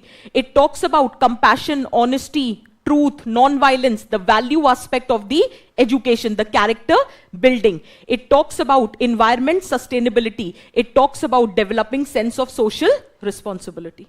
If our education system is focused on this, this is what continues to stay with us even after school learning. तो अगर नई तालीम दिमाग में है, तो keeping that in mind, you prepare the essay and this becomes your way forward. Did you get the point? Is it making sense? Way forward हर बार एक जैसा थोड़ी ना लिखेंगे. कहीं पे नई तालीम को डाल दो, कहीं पे वर्च्यू बेस्ड एजुकेशन सिस्टम की बात कर लो, एरिस्टोटल के पर्सपेक्टिव को कोट कर दो. That's totally your choice. इसमें आप C.S. लुइस का स्टेटमेंट डाल सकते हो कि अगर education is not driven by moral values, then it would tend to create clever devils in the society. कहने का मतलब है द इंटायर ऐसे एक प्रॉब्लम थी. मेनी पीपल इंटरप्रेटेड दिस ऐसे on the basis of value education. कि what remains even after the school learning is over is the value education. But that is only one component. Critical thinking, problem solving, adaptability, experiential learning, and value system. So all the components have to be addressed. Is it making sense for everyone? Is it clear? और अगर ऐसे नहीं लिखना तो ऐसे लिख सकते हैं. Emphasize करो critical thinking and problem solving. Do we have an example? Finland का education system. Integrate practical learning and experiences. Do we have an example? Switzerland का dual education system. Incorporate social and emotional learning. The ruler approach of Yale University. Did you get my point? Point दो, example, point दो, example, this can also be your way forward. ऐसा नहीं है कि हम लोग कुछ नहीं कर रहे हैं, हम भी बहुत कर रहे हैं. National education policy is actually to fulfil the objective of the court, that is lifelong learning and quality education for all. Is it making sense for everyone? यहां तक सबको क्लियर हो रहा है? Now, these three were the issue-based topic. Now we will be starting with the philosophical topics. But before that, I'm giving you 2 minutes. Just think कि जितना अभी तक डिस्कस किया, क्या सब कुछ क्लियर हुआ? स्ट्रक्चर क्लियर हुआ? प्रेजेंटेशन क्लियर हुई? कैसे इंट्रोडक्शन और कंक्लूजन लिख सकते हैं क्लियर हुआ? ब्रेनस्टॉर्मिंग करना समझ आ रहा है? ठीक है, let's start with the first topic. Go to the first topic. हाँ जी, बोलो बोलो.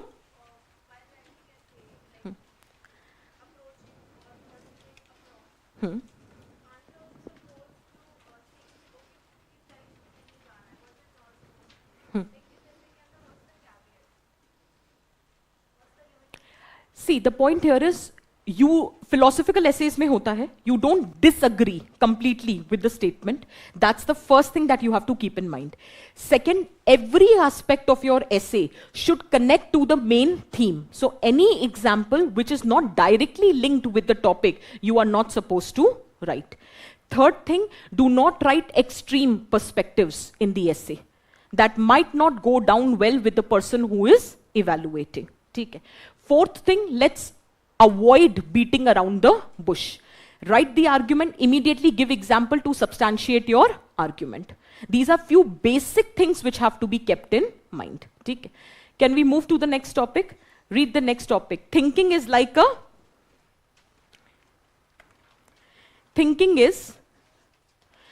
a game. It does not begin unless there is an opposite team. Let's start with the exercise. Quick. But let me just give a broad idea of philosophical topic.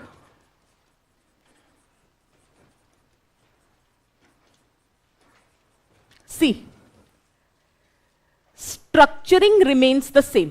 उसमें कोई change नहीं आएगा. That remains the same. But philosophical topic is divided in 4 parts. First is the interpretation. Second is the explanation. Third is the exemplification. And fourth is the prescription. And this is what I told you when I was discussing ethics ka quotation based question in yesterday's session. That this thing would be repeated when we are talking about philosophical essay.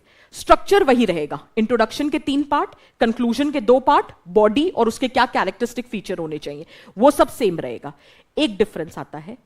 In philosophical essay, to make your work easy, interpretation is the introduction, explanation and exemplification is the body, and prescription is the penultimate conclusion.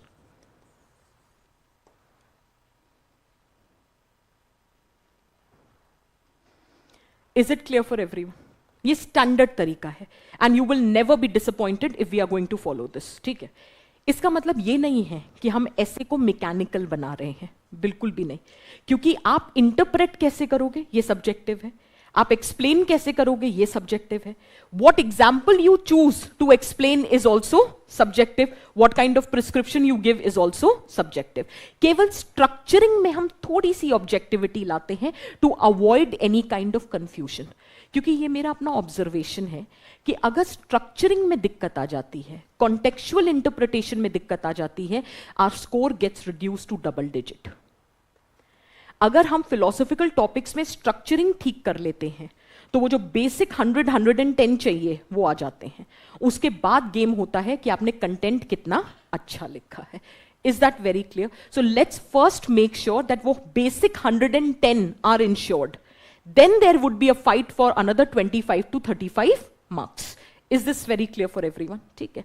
So यहां तक clear हुआ? Do the brainstorming. Brainstorming remains the same.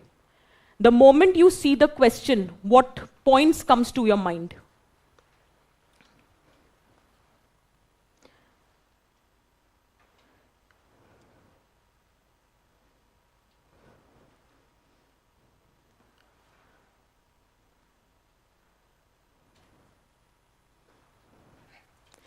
thinking is like a game. It does not begin unless there is an opposite team. The moment I read the statement, there was one example which came to my mind, and that was from post-independent India. Now, it so happened that in the initial decades, or in the initial decade of independence, Congress was the sole party which was doing well. So at that point of time, there was a person, C. Rajgopalachari. He actually wanted that the opposition should emerge so that there can be debate on every policy and the policies can be refined and strengthened. But no opposition party was able to come to power. So at that point of time, Rajgopalachari ji, he suggested the then leadership that within the Congress, let's create a wing for constructive criticism. However, the leadership did not approve of it, to which it was being said that in the absence of constructive opposition, any sound democracy can also turn into a tyranny. So constructive opposition is always required. Why? Because thinking is like a game which begins only when there is an opposite team. Is it very clear for everyone? ठीक है. So when we look, जब भी कोई एक topic आता है, philosophical topic में कौन सा वो पहला एग्जाम्पल है जो आपके माइंड में स्ट्राइक करता है? That is your interpretation of the topic. Is that very clear? Now, after reading this topic, what is that first interpretation which comes to your mind? कोई एग्जाम्पल समझ आ रहा है? कुछ भी, 2 मिनट सोचो. देखो, अगर इस वर्कशॉप में सीखोगे तो सीख लोगे, नहीं तो फिर वो घर जाके घूम फिर के वही हो जाता है. ठीक है, थोड़ा सा दिमाग लगाओ, हमारे पास टाइम है, नींद तो नहीं आ रही है, चलेगा. ठीक है, तो थोड़ा सोच के करते. टॉपिक को पढ़ के क्या एग्जाम्पल दिमाग में आता है? कुछ भी, anything that comes to your mind. हाँ जी, ग्रीन रेवोल्यूशन. Okay, fine. हाँ,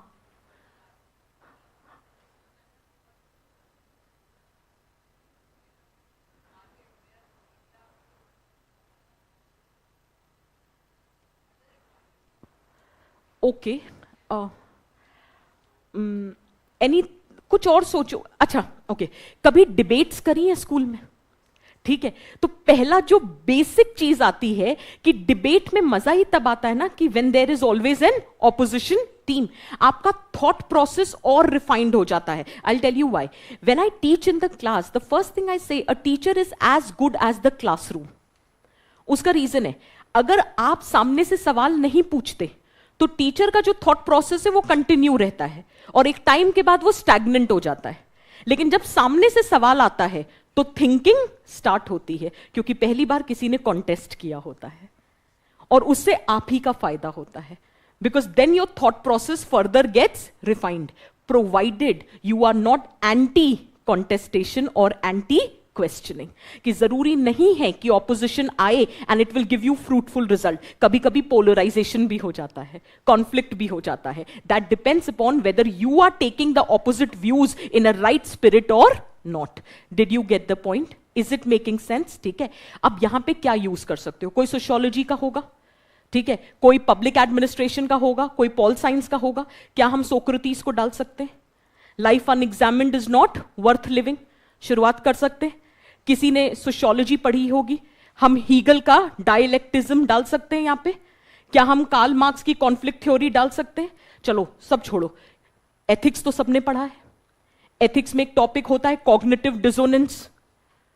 उसकी एक थ्योरी है लियोन फेस्टिंगर की. क्या हम उसको कोट कर सकते हैं? क्योंकि जब कॉग्निटिव डिसोनेंस होता है, your thoughts, beliefs, behaviour are not in sink.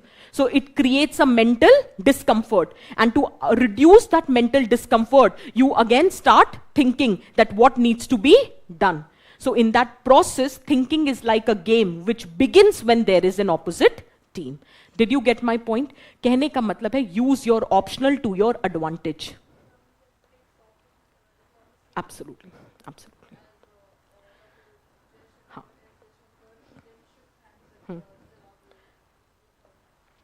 You can talk about soft power versus hard power led to the emergence of smart power. Thesis, antithesis leading to synthesis. we can talk about. You can talk about government-driven economy, you can talk about liberal economy, and then you can talk about mixed economy. There is one who says technology, AI will lead to displacement of worker. Other will say no, AI is beneficial for progress. The third is the middle path which needs to be taken. So in every situation, whenever you have the opposite side, your thought process further gets refined. Actually thinking शुरू ही वहां से होती है, नहीं तो status कोइज्म आ जाता है society में. तो यहां पे social media regulation, nuclear डिसआर्मामेंट, bilateral और इंटरनेशनल रिलेशंस, क्लाइमेट चेंज, कोई भी इशू हो, you can talk about this perspective. Is that very clear? But then there is this idea कि क्या हर बार opposition का role play करना चाहिए? I'll give you the easiest example. Women reservation bill. It got passed without opposition. क्योंकि हर बार opposition को oppose नहीं करना होता. कभी कभी they have to be the enabler of decision making. Is that very clear for everyone? That can also be the point. Sometimes ऐसा जरूरी नहीं है कि ऑपोजिशन आएगा तो ही आपकी थिंकिंग स्टार्ट होगी. कुछ लोग सॉलिटरी थिंकिंग भी करते हैं, जैसे आर्टिस्ट.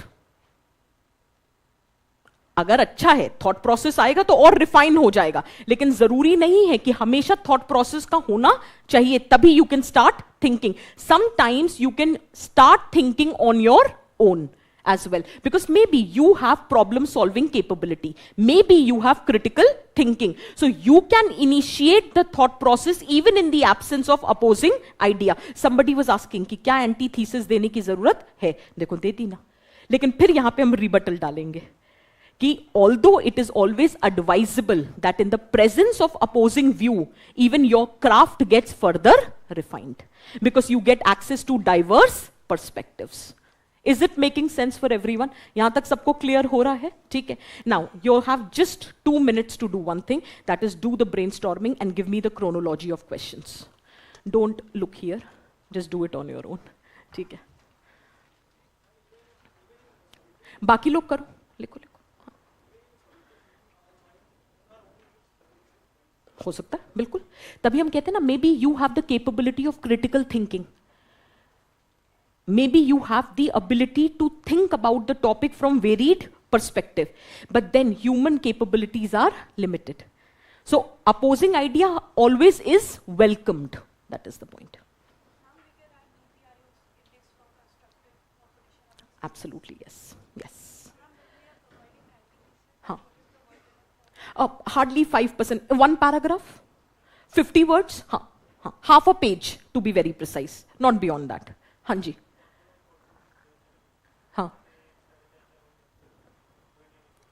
बिल्कुल बिल्कुल.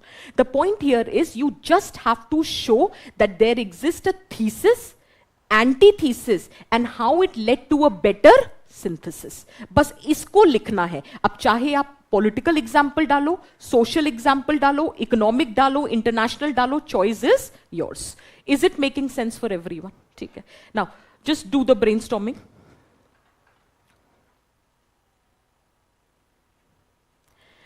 I have created all the examples, whether it is social media regulation. One section says social media needs to be regulated. यही हम कहते हैं, in order to avoid the incidences of misinformation and hate speech.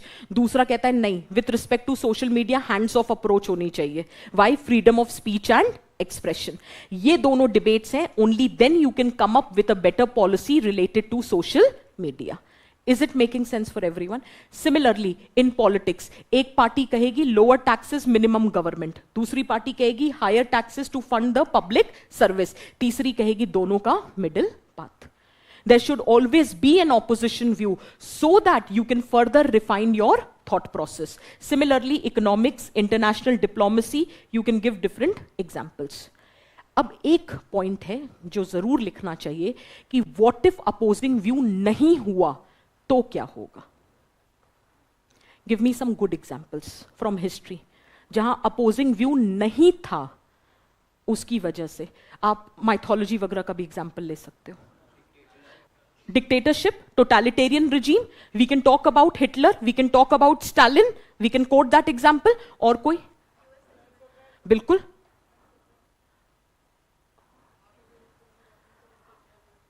हाँ, that was the perspective of Socrates, that why since there was no opposing view, हाँ वो लिख सकते हो. हाँ.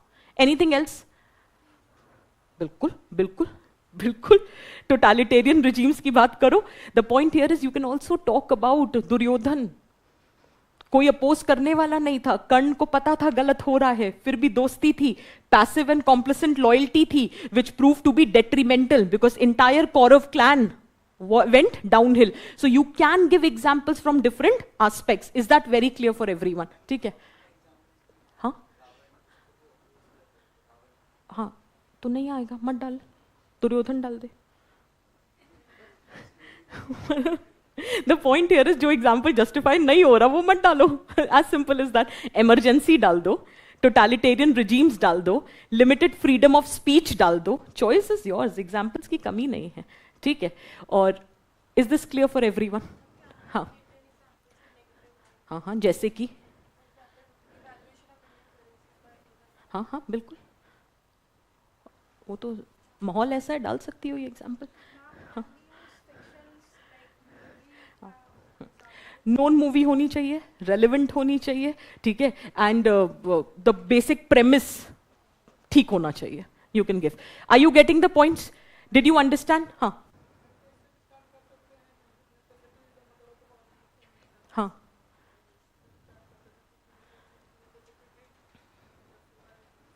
नहीं यार, दोनों में फर्क है, दोनों एकदम अलग इश्यूज हो जाएंगे. Are you understanding what we discuss so far? Is it clear? ठीक है. हम बोलो.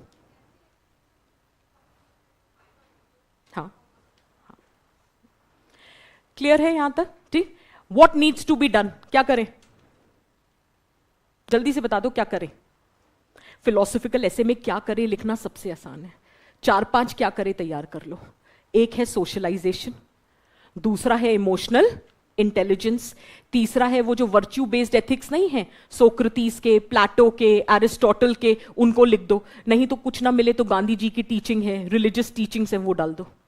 Are you getting the point? सबसे आसान तरीका होता है फिलोसफिकल एसेज में प्रिस्क्रिप्शन देना, क्योंकि उसका कोई ऑब्जेक्टिव प्रिस्क्रिप्शन नहीं होता.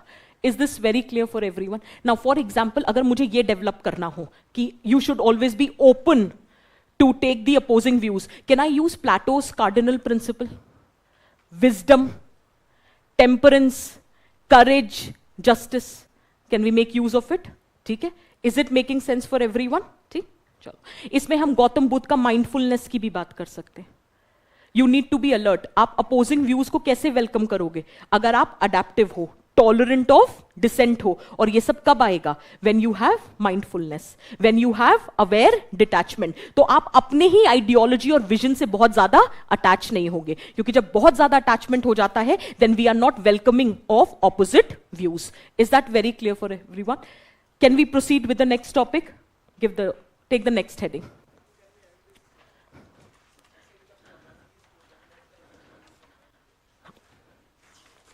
Next topic.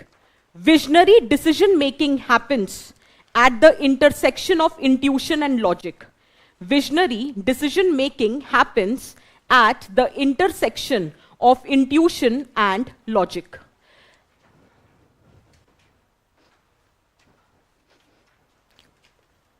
Let's do the brainstorming for this topic. It's an interesting topic, yet simple.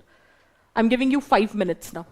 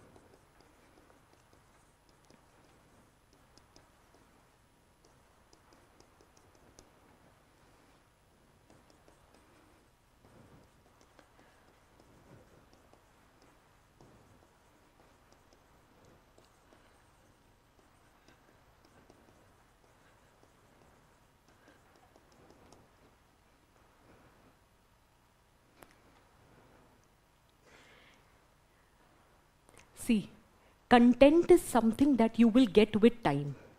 And I'll tell you at the end of the lecture what needs to be done. But before that, one thing जो आप सबको आ जानी चाहिए, that is brainstorming. कोई भी XYZ topic हो, at least brainstorm करना आना चाहिए. फिर उसमें क्या कंटेंट डालना है, कैसे प्रिपेयर करना है, that will come as and when your preparation is progressing. Now a simple thing, last year the topic is as simple, visionary decision making is happened at the intersection of intuition and logic. Can we relate it something to romanticism and scienticism? Romanticism और ऐसा कुछ ऐसे शायद UPSC भी पूछ चुका है. ठीक है, इनफैक्ट मुझे याद है हम अभ्यास का डिस्कशन ले रहे थे एंड अभ्यास में एक टॉपिक हमने दिया था, a mind all logic is like knife all blade, it will bleed, make the hand bleed which holds it. I'll repeat the topic. A mind all logic is like knife all blade, it will make the hand bleed which holds it. अगर ऐसा कोई भी blade है जिसमें वो जो उसका handle नहीं होता है, तो आप कहीं से भी उस ब्लेड को पकड़ोगे, आपका हाथ ब्लीड करेगा. So it is saying that if you only make decisions based on logic, then it is going to harm you only. Why?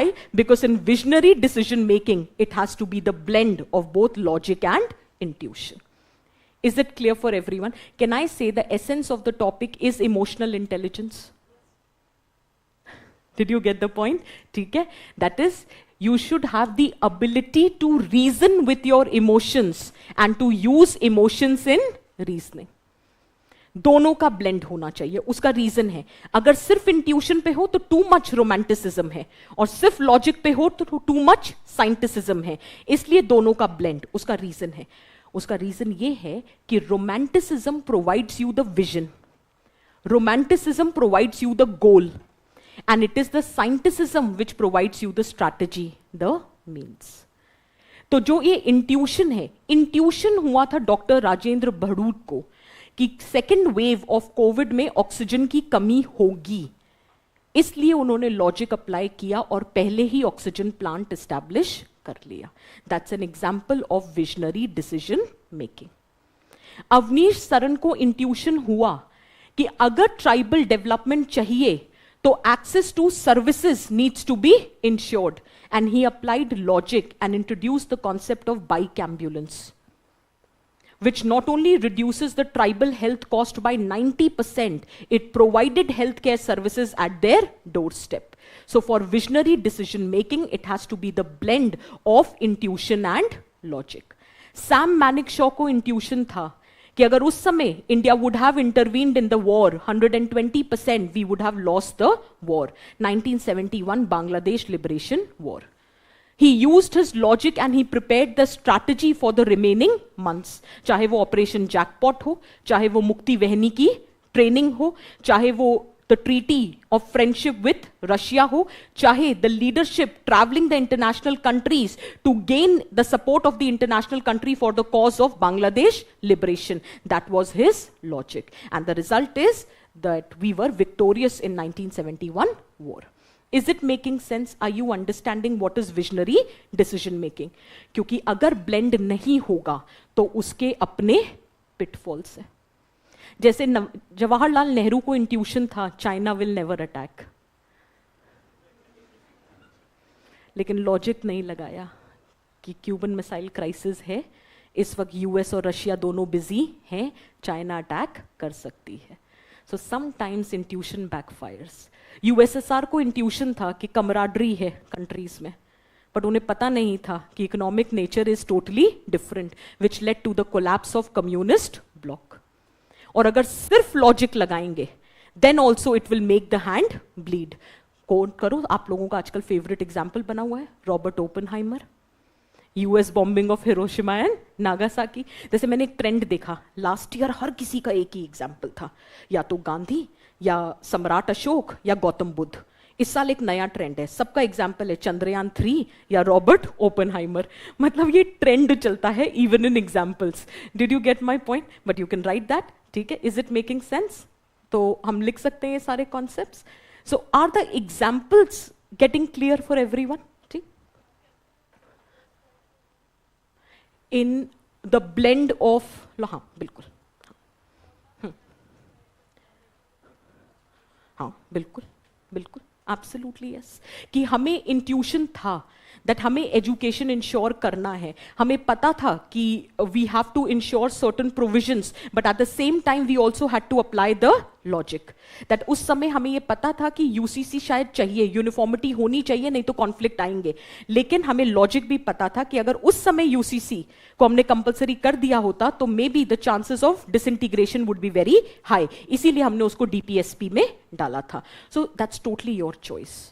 You can make use in international relations, you can make use in constitution, you can make use in economic policy, totally your call, but show the blend of intuition and logic. Is it very clear? और क्यों आज के time पे visionary decision making की जरूरत है, ये भी लिख सकते हैं, एक पॉइंट और ऐड कर सकते हैं. The significance of visionary decision making in contemporary times.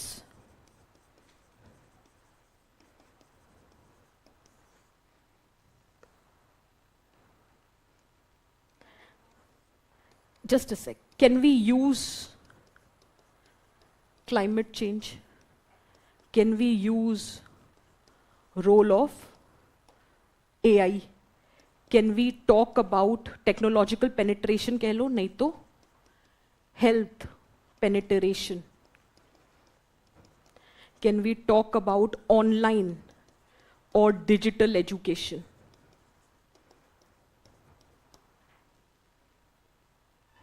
You have so many aspects जो आज की contemporary reality है, जहां हमें intuition हो रहा है that if I leverage technology in the field of education, it can be a game changer. That's my vision. But now I have to apply logic. That what is the infrastructural reality, sex, age, regional disaggregated data, what is the status of digital divide, and how my policy penetration needs to be ensured. Is this very clear? एक reason था, मुझे intuition था कि अगर health fundamental right होगा, so the problem would be addressed, लेकिन logic ये था कि state के पास इतने resources नहीं हैं, इसलिए health को explicit fundamental right नहीं बनाया. Is it making sense for everyone? Are you getting the point? You can make use in these provisions. That आज के time पे, why is it necessary to ensure visionary decision making? Now just hold. आप ये नहीं भी लिखते तो भी चलता. आपका ऐसे है.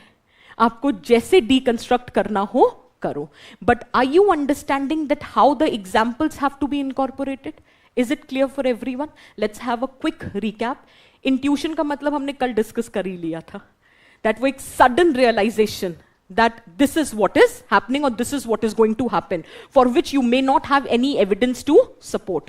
जैसे कभी आपको एक intuition होता है कि इस बार हो रहा है, अगर आपको कोई कह दे कि कैसे हो रहा है बताओ जरा, आपके पास कोई लॉजिक नहीं है, बट एक वो इंट्यूशन हो जाता है ना कि हो रहा है, और अक्सर इंट्यूशन होता है कि नहीं हो रहा है. So the point here is कि sometimes it is there, लेकिन the point here is, जैसे हम लोग बोलते हैं ना, I have an intuition that I can become IS. क्या होगा आगे, पढ़ना भी पड़ेगा ना, तो लॉजिक अप्लाई करके स्ट्रैटेजी बनानी पड़ेगी. ये जो ब्रेनस्टॉर्मिंग कर रहे हैं इसको सीखना पड़ेगा, वर्कशॉप में पार्टिसिपेट करना पड़ेगा, घर जाके इसको प्रैक्टिस करना पड़ेगा, तब जो आपको इंट्यूशन हुआ है कि आप IS बन सकते हो वो रियलिटी बन जाएगी. So intuition provides you the vision, logic provides you the strategy to transform that vision into a reality. हाँ ठीक है, बिल्कुल बिल्कुल. देखो लगता है मेरे को सुनाई दे रहा है. हाँ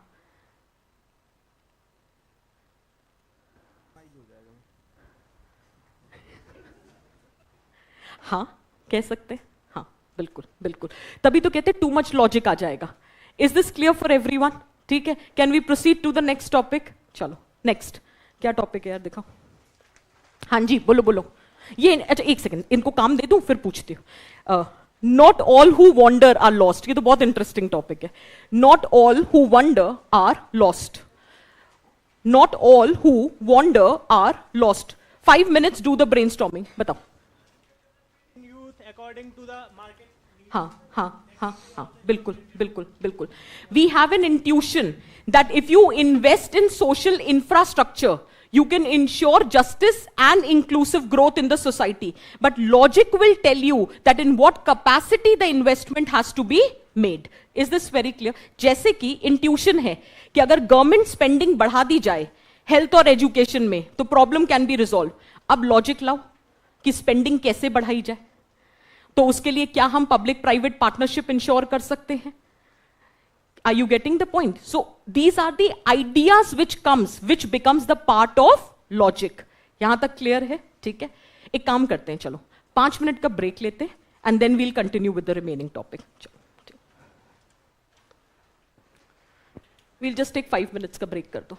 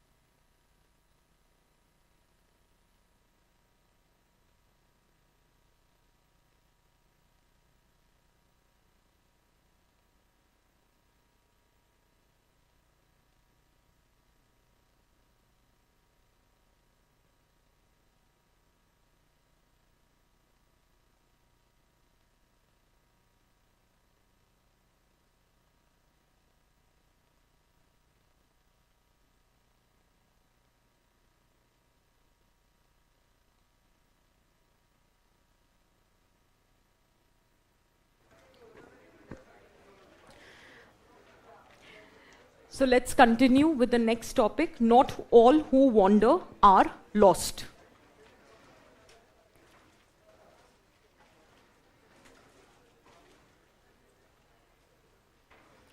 See, to be very precise, there are two types of philosophical essays.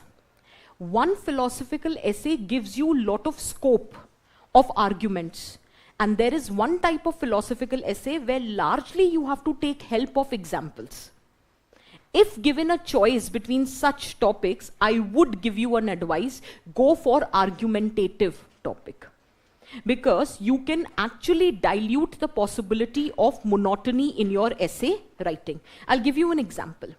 There was a topic that life is a long journey from human being to being humane. Can you write arguments in that? Do we have enough scope to write the arguments? Similarly, abhi humne discuss kiya that visionary decision making happens at the intersection of intuition and logic. Do we have scope of arguments in that? ठीक है. There are a lot of scope. What is intuition? What is logic? What is visionary decision making? How it is a blend of intuition and logic? What are the pitfalls when only intuition or only logic? Then what is the significance? What needs to be done? बहुत scope है लिखने का. But suppose करो topic है there are always better practices to best practices. ये UPSC का topic था. आप better और best पे कितना argue करोगे? ज्यादा से ज्यादा एक पैराग्राफ और फिर आपको हर स्पेक्ट्रम या हर रेल्म से you have to show that for every best you have a better practice, चाहे वो टेक्नोलॉजी हो, चाहे वो पॉलिसी मेकिंग हो, चाहे वो कोई स्कीम हो. Did you get my point? चाहे वो कोई लॉ हो. But in such topics you are hovering around the example. Similarly simplicity is the ultimate form of sophistication. इसमें कितना आर्ग्यू करोगे? एक सिंप्लिसिटी क्या है, सोफेस्टिकेशन क्या है, and then you have to give examples only to justify your topic. Same holds true for this topic. इसमें कितना बताओगे वॉन्डर का क्या मतलब होता है? दो तरह से बता दो, लिटरल और मेटाफोरिकल. लॉस्ट का मतलब बता दो, इसके आगे क्या? फिर तो यही एग्जाम्पल देने पड़ेंगे ना कि कुछ लोगों ने वॉन्डर किया पर वो लॉस्ट नहीं हुए. They were being successful in their life. दूसरा सेट ऑफ एग्जाम्पल्स दोगे कि हमेशा ट्रू नहीं होता, बहुत लोग ऐसे होते हैं जो वॉन्डर करते हैं और वाकई लॉस्ट हो जाते हैं. ठीक है, तो फिर अब तीसरा पॉइंट आता है, क्या करना चाहिए, क्या कैपेबिलिटीज या क्या क्वालिटी होनी चाहिए that when you wander you don't get lost, and that becomes your prescription as well. तो in such topics you are actually dependent on the examples. If you do not have examples, writing a 1200 word essay would become a challenge. So although topics appears to be simple, सबके मन में Columbus का example आ गया. ठीक है, सबके मन में आ जाएगा इंडिया की foreign policy, non alignment. Initially तो वॉन्डर ही कर रहे थे ना. हाँ बिल्कुल, गौतम बुद्ध आ जाएगा यहां पर. सबके एग्जाम्पल्स आ गए. अब बनाओ 1200 वर्ड. 3-4 एग्जाम्पल से 1200 वर्ड नहीं बनते. इसलिए I am just giving you an advice. मैं ये नहीं कह रही ये ऐसे मत लिखना, नहीं.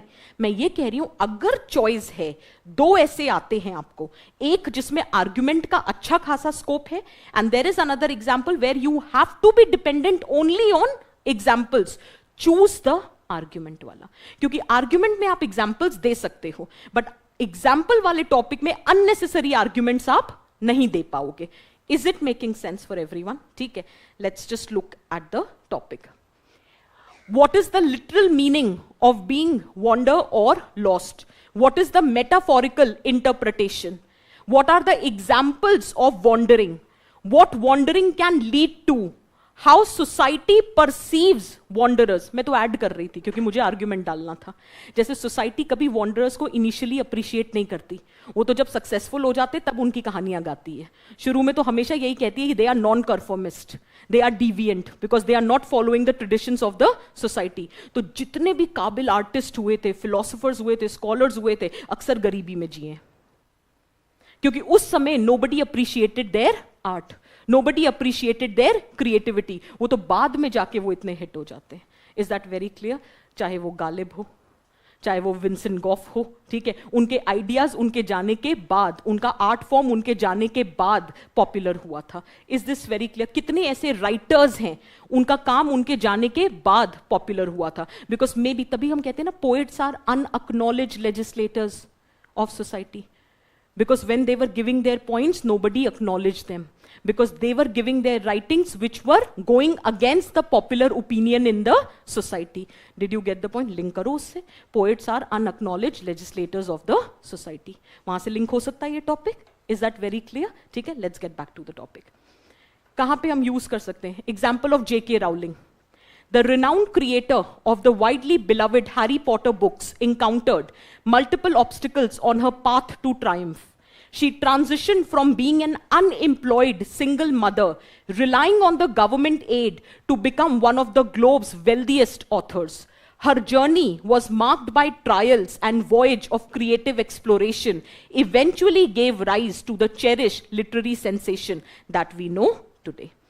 Similarly, Christopher Columbus, who embarked a daring journey to find a westward route to Asia, but instead encountered the uncharted lands of America.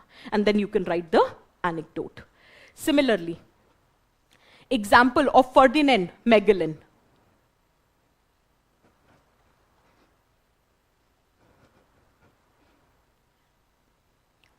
Ferdinand Magellan, एक Magellan Strait exist करता है. Wandering to find new sea routes, warned by others how he might get lost, he did not pay heed to it. Today, Magellan Strait is named in his honor. Hence, not all who wander are lost. We can talk about example of C.V. Raman. We can talk about example of Mahatma Gandhi. We can also talk about example in context of Renaissance. मुझे ये example अच्छा लगा था, इसलिए. Just read the example. The Renaissance, which began in the 14th century in Italy, later spread across Europe. It was a period of cultural, artistic, scientific, and intellectual rebirth. This time, it is the society which is wandering. एक था जो individual wander करता है, एक था India की international और foreign relations non alignment, जब नेशन वॉन्डर कर रहा था, but it was not lost. अब हम एग्जांपल ले रहे हैं society which was wandering. So now read it. During this time, society wandered away from the confines of Middle Ages. This period of wandering led to transformative advancements. Artists and thinkers like Leonardo da Vinci, they pushed the boundaries of artistic expression. Scholars like Galileo challenged the existing scientific beliefs. The humanists like Erasmus, they also focused on individualism and importance of education. The Renaissance serves as a powerful example how societal wandering, both in thought and practice, can lead to incredible advancements. It demonstrates not all deviations from the norms are lost. This is introduction part 1. This is part 2. And then you will give your brainstorming, that is your thesis part 3. Did you get the point? तो wander का मतलब जरूरी नहीं है कि आप सिर्फ individual के पॉइंट ऑफ व्यू से लो, आप सोसाइटी और नेशन के पॉइंट ऑफ व्यू से भी ले सकते हो. Why am I telling you this? That by chance कोई और टॉपिक नहीं समझ आ रहा और यही लिखना है, तो 1200 वर्ड कैसे खींचेंगे? ये थोड़ी ना लिखा है that you only have to discuss the essay from the perspective of individual. You discuss it from society and nation. You will get more arguments to be written. Is it making sense for everyone? अब जल्दी से बताओ wandering का क्या मतलब हुआ?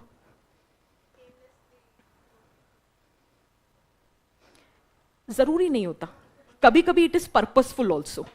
ये कह सकते हैं प्री डिफाइंड पाथ नहीं है, बट ये नहीं कह सकते कि एमलेस है. गौतम बुद्ध का जो एक्सप्लोरेशन था वो एमलेस नहीं था. There was a purpose behind it. So not always wandering is without purpose or aim.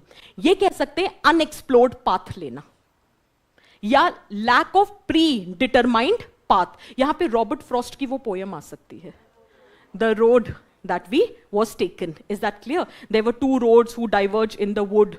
I took the one which was less traveled, and that made all the difference. Is that very clear? आप इसमें वो शायरी भी बड़ी अच्छी आती है कि मंजिल मिलेगी भटक कर ही सही, गुमराह तो वो हैं जो घर से निकले भी नहीं. और ये बनता है आपका कंक्लूजन कि एक्चुअली लॉस्ट वो नहीं होते जो वॉन्डर करते हैं, लॉस्ट तो वो होते हैं जो कभी जर्नी स्टार्ट ही नहीं करते. Is that very clear? So the point here is the moment you read the topic, what all things that comes to your mind first is your interpretation or take on the topic. उसके बाद आप brainstorm करके उसको बड़ा करते हो. Is it making sense for everyone? Can we write shayaris in the paper? Yes. Yes. पहले doubt था, लेकिन जब पोएट्स वाला ऐसे आया फिर क्लैरिटी मिल गई कि कुछ भी लिख सकते हैं प्रोवाइडेड वो कॉन्टेक्चुअली करेक्ट होना चाहिए. Is it making sense for everyone? ठीक है, चलो.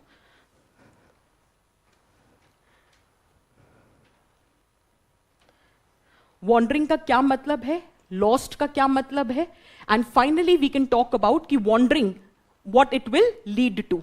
जब हम वॉन्डर करते हैं क्या होता है उससे? एक्सप्लोर करते हैं कुछ नया, और क्या होता है? सेल्फ डिस्कवरी होती है. I take this point. Anything else? Learning through your experiences, new experiences हो सकते हैं, न्यू एक्सपेरिमेंटेशन हो सकता है, new discoveries not only about self but also about the phenomena around, that can also be there. Anything else? Wisdom आता है, और कुछ? some sort of pleasure, you feel happiness because you've discovered something new. Purpose to the life can be found. Bilkul, absolutely. Anything else? Breaking stereotypes, absolutely. The traditional notions can be challenged. Bilkul likh sakte. Anything else? Culture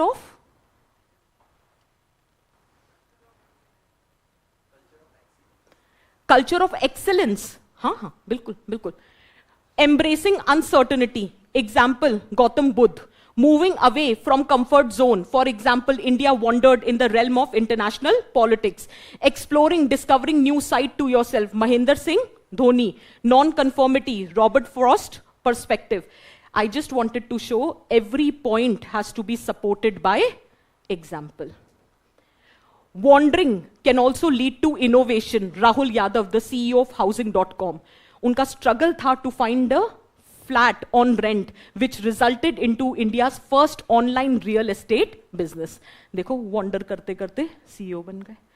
Is that very clear? Similarly, wandering in the realm of materialism to find your spiritual self. The monk who sold his Ferrari, by Robin Sharma. So the point here is explore करो. हर बार जरूरी थोड़ी ना वही traditional examples दो, कोई नए examples quote कर दो. अब आता है, how does society perceive the wanderers? This we have already talked about, that not always they are very welcoming towards the wanderers.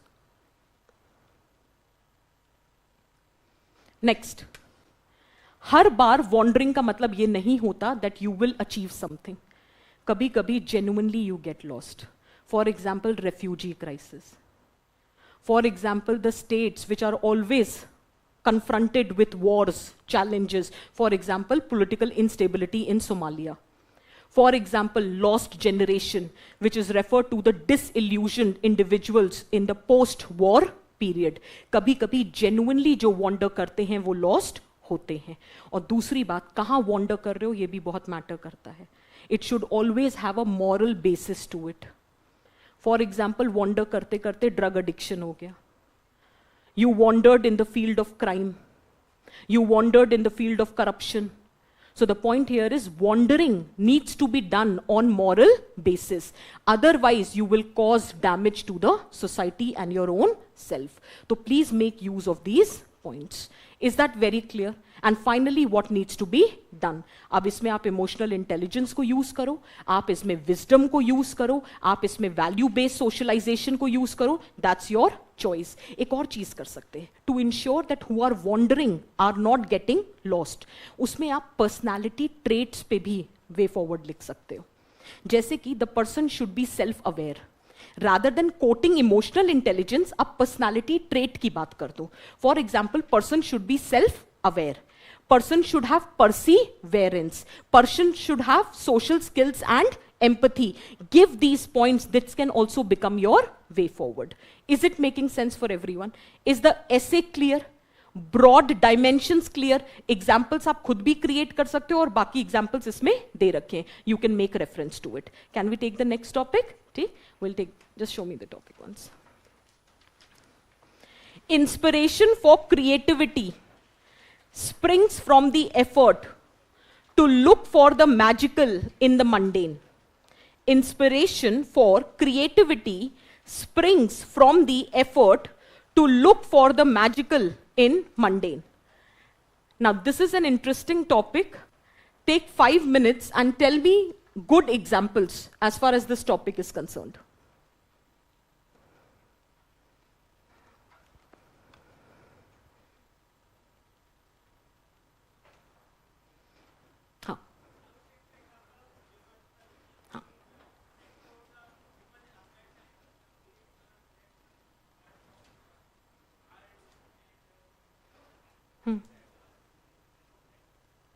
Okay, okay. Anything else? हाँ, हाँ.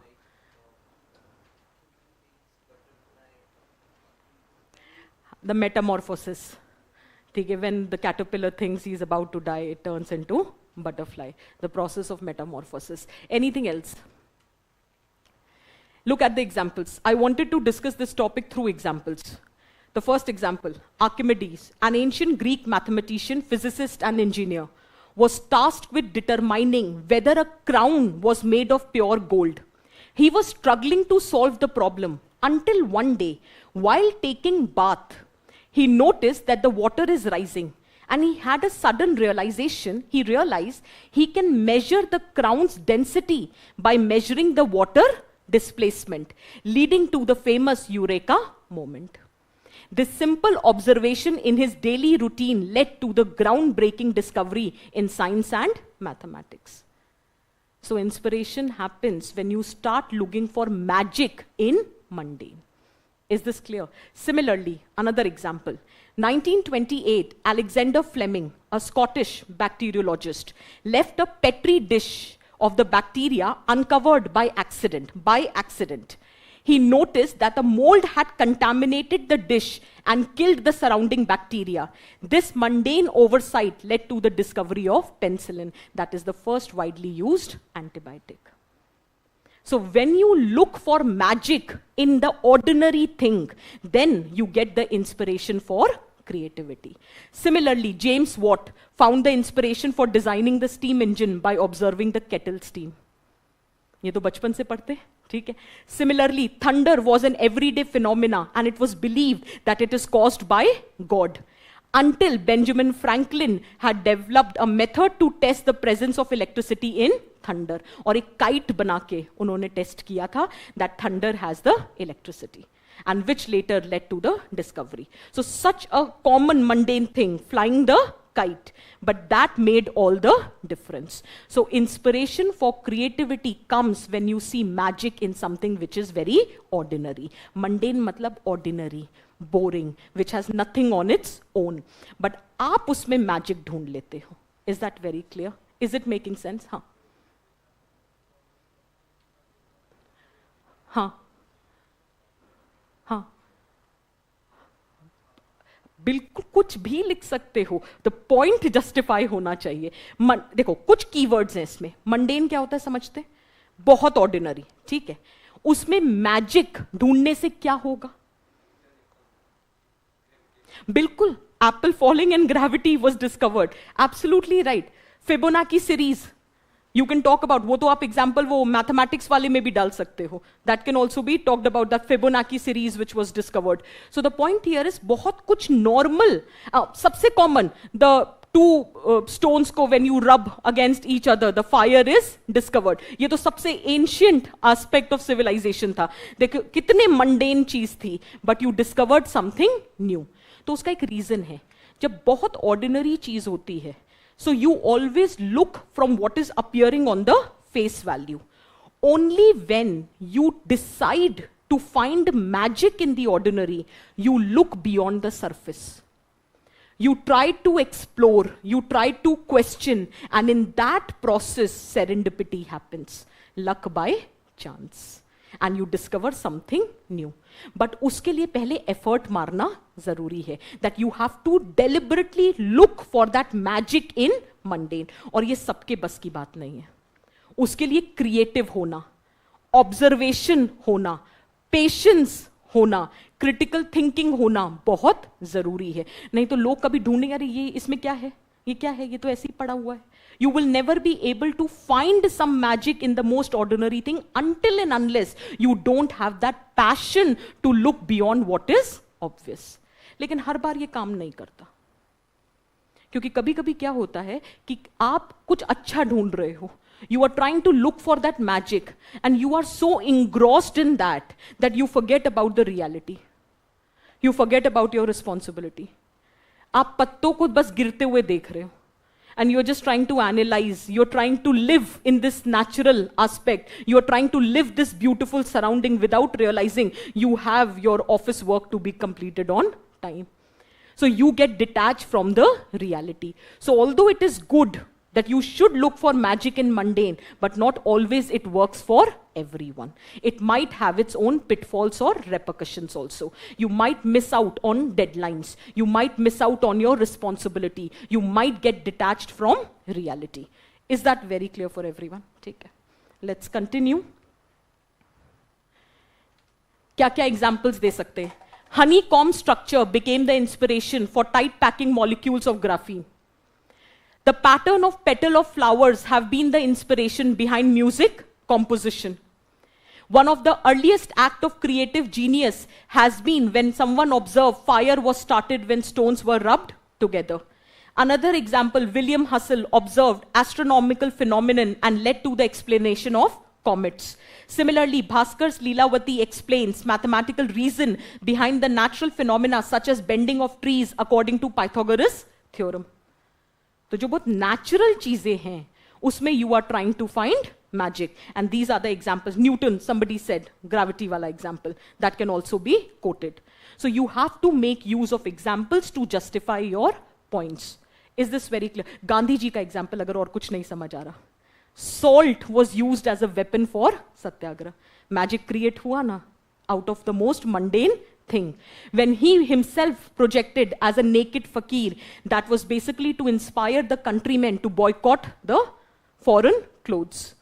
तो कितनी mundane चीज थी, लेकिन उसमें magic create कर दिया गया. ठीक.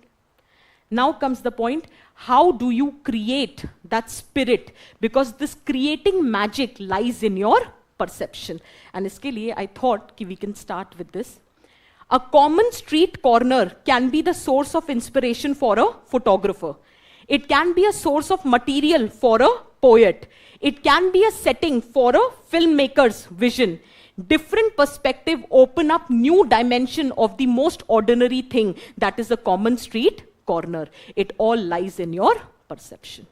So whether you are able to create magic or not, that depends upon how you perceive whatever is happening around.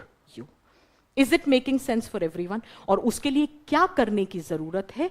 Right kind of mental development. वो creativity को instill करो. जैसे हमारे education system में क्या होता है, जो किताब में दिया है रट के चले जाओ, marks आ जाएंगे. तो वो जो critical thinking है, looking beyond the obvious है, वो कभी हम कर ही नहीं पाते. So that aspect needs to be explored. Is this clear for everyone? यहाँ तक clear हो रहा है? Is the essay clear for everyone? Is there anything that you've not understood? Are all the examples making sense? Can we move to the next topic? ठीक है? I think there is one topic left. Mathematics is the music of reason.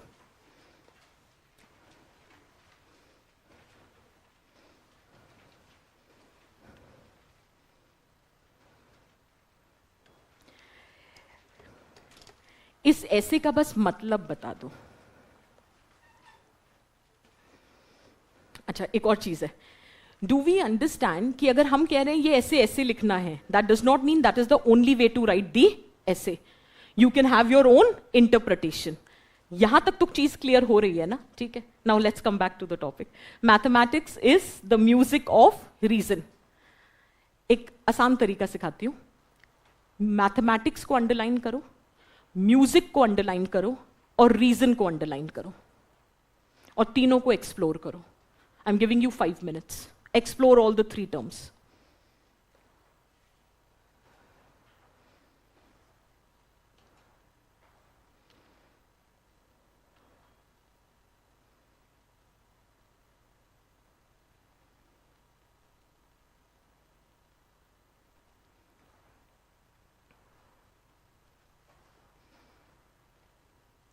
किन दो चीज के बीच में relation establish किया जा रहा है?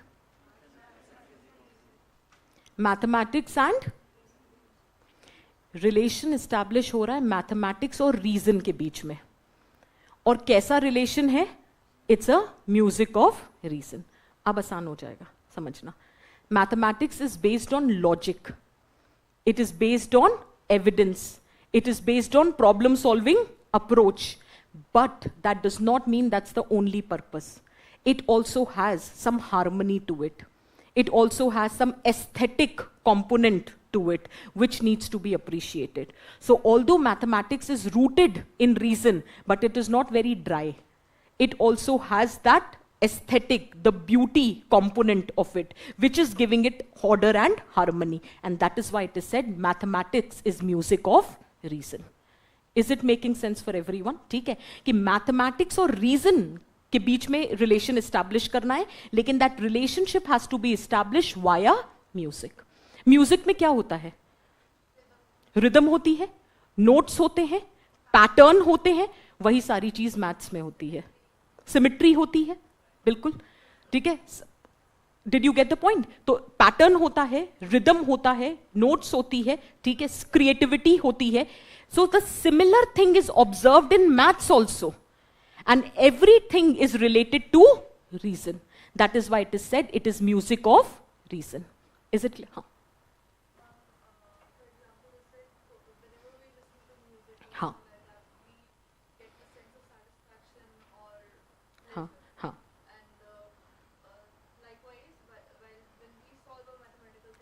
Exactly. Exactly. Music gives joy to your heart. Maths gives joy to your mind. Did you get the point? That is why it is said that there exists an analogy that mathematics is also similar to music, but it is based on reason. So it is music of reason. Is it clear? Now let's have a look. You will get better understanding. We can have a brainstorming. First and foremost, what is music of reason? Second, why mathematics is referred as music of reason? In the intersection of mathematics and music, are mathematical concepts also used by musicians? How does this music of reason drive our day-to-day life? And if you ask me that which is the main content, it is actually number 4. Kyunki baki sara, you are just giving the argument. Until and unless you don't give the specific example, your essay would not get justified. Is it clear? Now let's start. Just as music is appreciated for its structured beauty and harmony, mathematics is celebrated for its logic and rationality. The quote, mathematics is the music of reason, implies that maths, along with its structured pattern, logical relationship, embodies the same sense of beauty and harmony that music does. Do I have an example to prove this? Yes. In the year 1200, an aspiring Italian mathematician, Fibonacci, wondered about a practical question: how many rabbits will a single set of parents produce? He wondered and then devised a series of mathematical number, जिसको आज हम कहते हैं Fibonacci series, in which every number is the sum of previous two numbers. And where do you observe this? You find it in all around your natural world. For example, the leaves on the stem, the branching of the trees, the spirals in the seashell, everything is following the Fibonacci series. Similarly, honeycomb to sunflower, the pattern was repeated everywhere, and it was observed nature does not do anything without a reason. Hence, for Fibonacci, mathematical pattern he founded was the music of natural reason. Did you get the point? Is it making sense? ठीक है. Similarly, ये एक बड़ी interesting story है about Sumerians. ये ancient civilisation during the time of Mesopotamia. तो Sumerians ने actually mathematics को यूज किया था in their everyday life. For example, उनके आर्किटेक्चर पे जो ज्योमेट्रिक डिजाइंस थी, या वो जब बिल्डिंग को कंस्ट्रक्ट करते थे, लैंड को मेजर करते थे, एग्रीकल्चर रिसोर्सेज को डिस्ट्रीब्यूट करते थे, एंशियंट टेम्पल्स को क्रिएट करते थे, हर जगह उन्होंने मैथमेटिक्स को यूज किया था. और उनके जो ये मैथमेटिकल कॉन्सेप्ट्स थे, ये हैप हैजर्ड नहीं थे. They had a logical relationship. They had a proper rationality and logic behind it, and that is why it is said mathematics is music of reason. Why? Because mathematics was used to create order and beauty in their culture and civilization. Did you get the point? Is it making sense? Similarly, we can have another example. Bhaskar's Siddhant Shiromani. It presented mathematical theories and calculation related to arithmetic, algebra, and geometry. His work showcased that a structured approach to mathematics, emphasizing the organization of principles and harmony between different mathematical concepts. कहने का मतलब यही है कि mathematics में एक logical inter relationship होता है, रैशनैलिटी होती है, एक स्ट्रक्चर्ड पैटर्न होता है जो उसको एक ऑर्डर देता है. सिमिलरली जैसे म्यूजिक में होता है, notes, rhythms, symbols etcetera. Is it making sense for everyone? ठीक. कोई कोटेशंस हैं जो यूज कर सकते हैं? बहुत सारी कोटेशन इस टॉपिक में, आपको जो मन करे आप यूज कर लेना. Mathematics is the most beautiful and powerful creation of human spirit. To those who don't know mathematics, it is difficult to get across a real feeling as to the beauty, the deepest beauty of nature. Actually mathematics को कभी वैसे पढ़ाया ही नहीं गया कि आप actually उसको नेचर के साथ रिलेट कर सको, क्योंकि हमेशा वो टिपिकल बुकिश मैथमेटिक्स पढ़ाई गई जिसका कोई नेचर से, इन्वायरमेंट से प्रैक्टिकल एप्लीकेशन कभी किसी ने पढ़ाया नहीं. फिबोनाची सीरीज पढ़ाई, याद कर लो, काम खत्म. ठीक है, या उस सीरीज का फॉर्मूला कैसे सॉल्व करना है, खत्म. उसके आगे उसका क्या यूटिलिटी है और कैसे वो एग्जिस्ट करती है, कभी ये एजुकेशन सिस्टम में पढ़ाया ही नहीं. So we need to understand कि ये जितना ऑब्जेक्टिव लगता है, ये उतना जितना ड्राई और ब्लैंड लगता है, mathematics is actually very beautiful. It gives the order to the natural world. It helps us to understand how natural phenomenas are unfolding. That's the beauty which lies in mathematics. Is that very clear for everyone? ठीक है. Next. Then you can talk about what is this music of reason. Very quickly, just have a look. There is a deep connection between mathematics and the rational world. Like the way the music connects with human emotions, in this way, the music fills the hearts with joy. Mathematics fills our mind with joy of reasons and logic. As she rightly observed, that when you listen to music, it gives joy to your heart. But when you solve a mathematical problem, it gives joy to your mind, because it is based on reason and logic. Just as musical composition follows the precise arrangement of notes and rhythm, mathematics relies on logical reasoning and precise relationship. And what is the objective? To uncover the elegance and coherence of the universe. जो अभी हमने बोला, हमने वहीं लिखा हुआ है. Is that very clear for everyone? ठीक है. Now, everything depends upon to what extent you are able to provide the example. How mathematics is describing the nature since ancient time. कोई आज की बात थोड़ी ना है. For example, the concept of Aryabhat, the notion of zero. The idea, in fact, कभी notice करना, most of the known philosophers have been mathematicians in past. Did you get the point? And the reason is that it helps you to unfold the natural world. Similarly, the atomist philosopher, particularly Pythagoras, they have also contributed significantly in order to understand how the natural world is unfolding. In fact, it is believed that the areas like optics, acoustic, cosmology, geometry, in sub mein mathematics has a major role to play. ये example या ये ऐसे तभी लिखा जा सकता है जब आपके पास स्पेसिफिक एग्जाम्पल्स हों, otherwise it is very difficult. ठीक है. एनीवे, डेली लाइफ में कैसे यूज किया जा सकता है? How does music of reason is going to impact the daily life? For example, the stability of our world usually explained in the phenomena of 4 types of forces, which is described using mathematical models, from magnetism to motion of atoms. Everything is explained through mathematics. चाहे राग हो, सुर हो, या फिर music sheets हो western music की, every arrangement is described mathematically using pitch, frequency and amplitude. In fact जो आप वो नोट्स टाइम सिग्नेचर होते हैं वो भी फ्रैक्शन में दिए जाते हैं म्यूजिक नोट्स में. और फ्रैक्शन क्या है? mathematics. ठीक है. Ramanujan's theorems and formula, born out of pure intuition and creativity, continue to still astonish mathematicians to this day. These works of Ramanuja are based on reasoning and therefore it seems to be otherworldly. Is this very clear? So these are so many examples which can be quoted in this essay. And finally, we can conclude. The symbiotic relationship between mathematics and music is a testament to the profound interplay of logic and creativity. The mathematical expression are like the music of reason, allowing us to compose the symphony of understanding and uncover the elegance and coherence of the universe.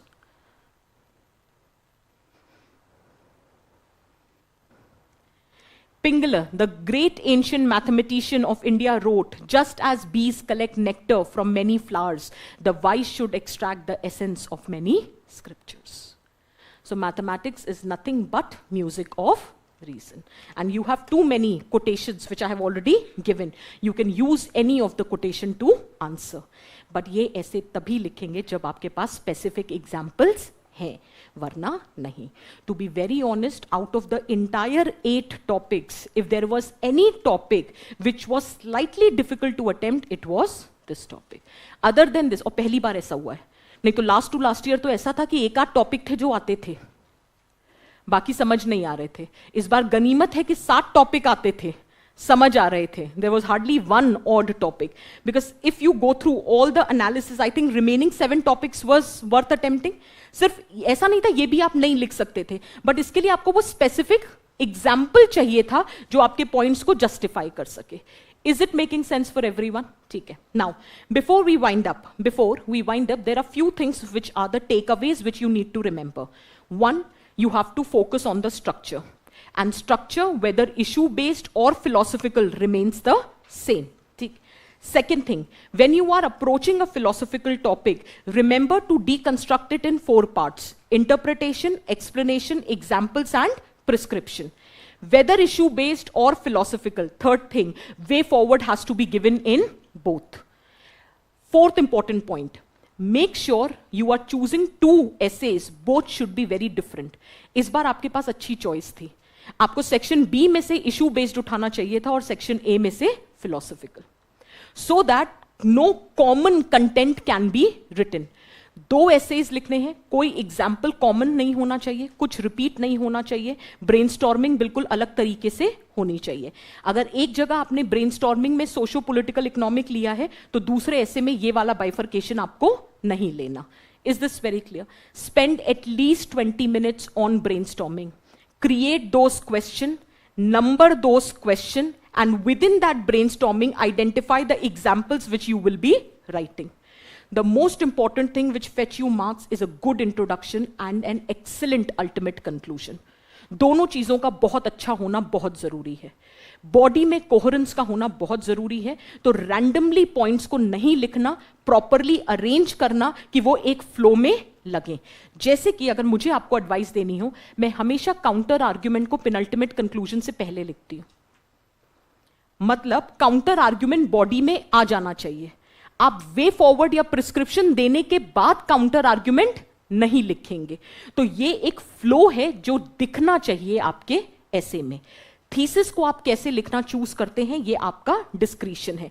एक ही जगह लिखना है, question format में लिखना है, dimension लिखना है, या अलग अलग अनफोल्ड करना है, चॉइस इज योर्स. अच्छी सब हेडिंग्स क्रिएट करो. कभी कभी क्या होता है, कुछ स्टैंडर्ड सब हेडिंग्स है, डबल एज स्वॉर्ड, ठीक है, या फिर all that glitter is not gold, ठीक है, या फिर डिसमल स्टेट ऑफ अफेयर, ठीक है, silver lining in dark cloud. ये कुछ बेसिक सब हेडिंग्स है. लेकिन सपोज करो कोई ऐसा टॉपिक आ जाए जिसमें ये सब हेडिंग्स नहीं काम आ रही, तो फिर कैसे क्रिएट करेंगे? एक सबसे आसान तरीका होता है सब हेडिंग क्रिएट करने का, and that is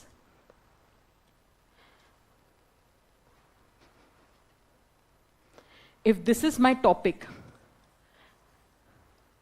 put a colon, here write the context and here write the content. Mathematics colon music of reason. Did you get my point? पहले या girls weighed down by restriction. मैं सिर्फ आपको example देके बता रही हूं, context क्या है और क्या कंटेंट डिस्कस करने वाले हो, ये आपकी सब हेडिंग ऐसे बनती है। किस कॉन्टेक्स्ट में कर रहे हैं और क्या कंटेंट डिस्कस कर रहे हैं, this is the sub heading and here you right your content. Now is this very clear? Not more than 4 to 5 सब हेडिंग्स इन एन एसे, इसके बियॉन्ड नहीं जाएंगे। सब पार्ट्स को सब हेडिंग नहीं कहते, सब headings are the broad dimension. तो जो ब्रेनस्टॉर्मिंग में क्वेश्चन बनते हैं ना, वो आपकी सब हेडिंग हो सकती है, लेकिन वैसे ही मत लिख देना, थोड़े अच्छे और क्रिएटिव तरीके से लिखना। Is this very clear for everyone? ठीक है। लोगों को डाउट होता है कि एक एग्जाम्पल या एक पैराग्राफ से दूसरे पैराग्राफ पे कैसे जाएं, तो जो सब पॉइंट्स हैं उनको तो first word of the paragraph उससे कर लो। Socially, politically, individually, structurally, institutionally, ये तो सब पार्ट हो गया। लेकिन सपोज करो ब्रॉड चेंज करना है, पूरा डायमेंशन ही चेंज कर रहे हो, तो एक तरीका तो सब हेडिंग होती है। Let us assume you are not comfortable with sub heading, then you write a linking statement. Having discussed the above aspect, now let us throw some light on this aspect. Did you get the point? हमने change किया। Having discussed the prospects, now let us explore the challenges. This becomes your connecting statement, and this is how we make a transition from a broad dimension to next dimension. Is it making sense for everyone? Now, do we still have any questions left? Hanji, batao. That will be uploaded in the description box. ठीक है? Anything else? अच्छा, एक और चीज, ये same question नहीं आने वाले, बहुत मेहनत से ये एग्जाम्पल्स बने और बहुत मेहनत लगी है इसको लिखने में, ठीक है? तो एक जगह इकट्ठे कर लो और फिर ये देखना ये कहाँ कहाँ यूज कर सकते हो। तो मैंने मेहनत करके दे दी, लेकिन यूज करना आपको आना चाहिए, और वो तब आएगा जब 4 बार पढ़ोगे, नहीं तो उस समय याद ही नहीं आएगा कि क्या एग्जाम्पल बोला था। और मैं आपको मजाक नहीं कर रही, इस बार तो बहुत ही कमाल की चीज, क्लासरूम चल रहा था, मैं जेंडर स्टीरियोटाइपिंग पढ़ा रही थी, बच्चे क्लास में हंस रहे थे, तो डोंट टेक इट अदरवाइज। तो एक आध मैंने कुछ एग्जाम्पल दिया होगा विमेन स्टीरियोटाइपिंग का, so there were some people who were laughing, so I said that see you are not suppose to laugh, because gender stereotyping is not only negative for women, it is equally negative for boys. And I said because one it is creating restriction, another it is creating expectation. और वहां पे ऐसे का paper चल रहा था, ठीक है? So the point here is जो क्लास में पढ़ाया जाता है हर चीज को सुनना चाहिए, समझना चाहिए, उसका रीजन है। कब क्या पूछ लें, मैंने तो हंसी मजाक में आपको वो गार्गी कॉलेज की कहानी सुनाई थी, क्या पता था वो किसी ऐसे का एनेक्डोट बन जाएगा। हमने मूवी का कोई एक डायलॉग डिस्कस कर लिया, you never know that that can be used as an anecdote. तो point here is we can only deliver the content. How that content has to be consolidated and used, that depends upon you. Is that very clear? So on this note, I conclude the session. I hope it has added some value. But इतना बताना structuring clear हुई कि नहीं, philosophical ऐसे approach करना आया कि नहीं, बाकी कंटेंट तो तैयार हो जाएगा, ठीक है? Now, one piece of advice, किसी को डाउट था कि कंटेंट कैसे करना है, ethics and society are the most significant source of fodder when it comes down to essay paper. पहली चीज। दूसरी चीज, एक पढ़ने का तरीका बताती हूं। अब जब अपनी हिस्ट्री पढ़ोगे ना, तो सिर्फ हिस्ट्री के पॉइंट ऑफ व्यू से मत पढ़ना, एग्जाम्पल्स के पॉइंट ऑफ व्यू से भी पढ़ना कि हिस्ट्री की कौन सी कहानी है, उसको कहां यूज किया जा सकता है। Prepare it from this perspective. कुछ ब्रॉड थीम्स होती हैं, उन्हें याद करो, जैसे कि socialisation is a broad theme of essay, Emotional intelligence is a broad theme of essay. Values are the broad theme of essay, जैसे wisdom, courage, honesty. तो अब जब भी हिस्ट्री पढ़ो, ये देखो, या पॉलिटी के केस लॉस पढ़ते हो, इंटेग्रिटी वगैरह पढ़ते हो, तो किसी जज का कोई केस पढ़ा जहां जज has given a very dissenting judgement without even bothering about the political pressure, तो वो एग्जाम्पल इंटेग्रिटी में डाला जा सकता है। कोई ऐसा एग्जाम्पल जो वॉर वगैरह में आपने पढ़ा, जैसे अभी हमने सैम मैनिक शॉ की बात करी, या हमने आईएएस ऑफिसर्स वगैरह की बात करी, जहां उन्होंने विजडम दिखाया, इमोशनल इंटेलिजेंस दिखाया, ये सारे एग्जाम्पल्स एक जगह कलेक्ट करो। क्यों? This will help you in ethics paper also and essay paper. So next time you revise your polity, next time you revise any plan, policy, next time you revise your history, do it from the perspective of ethics and essay as well. काम आसान हो जाएगा, अलग से तैयारी नहीं करनी पड़ेगी. Is it clear for everyone? ठीक है? So on this note, we conclude today's session. ठीक है?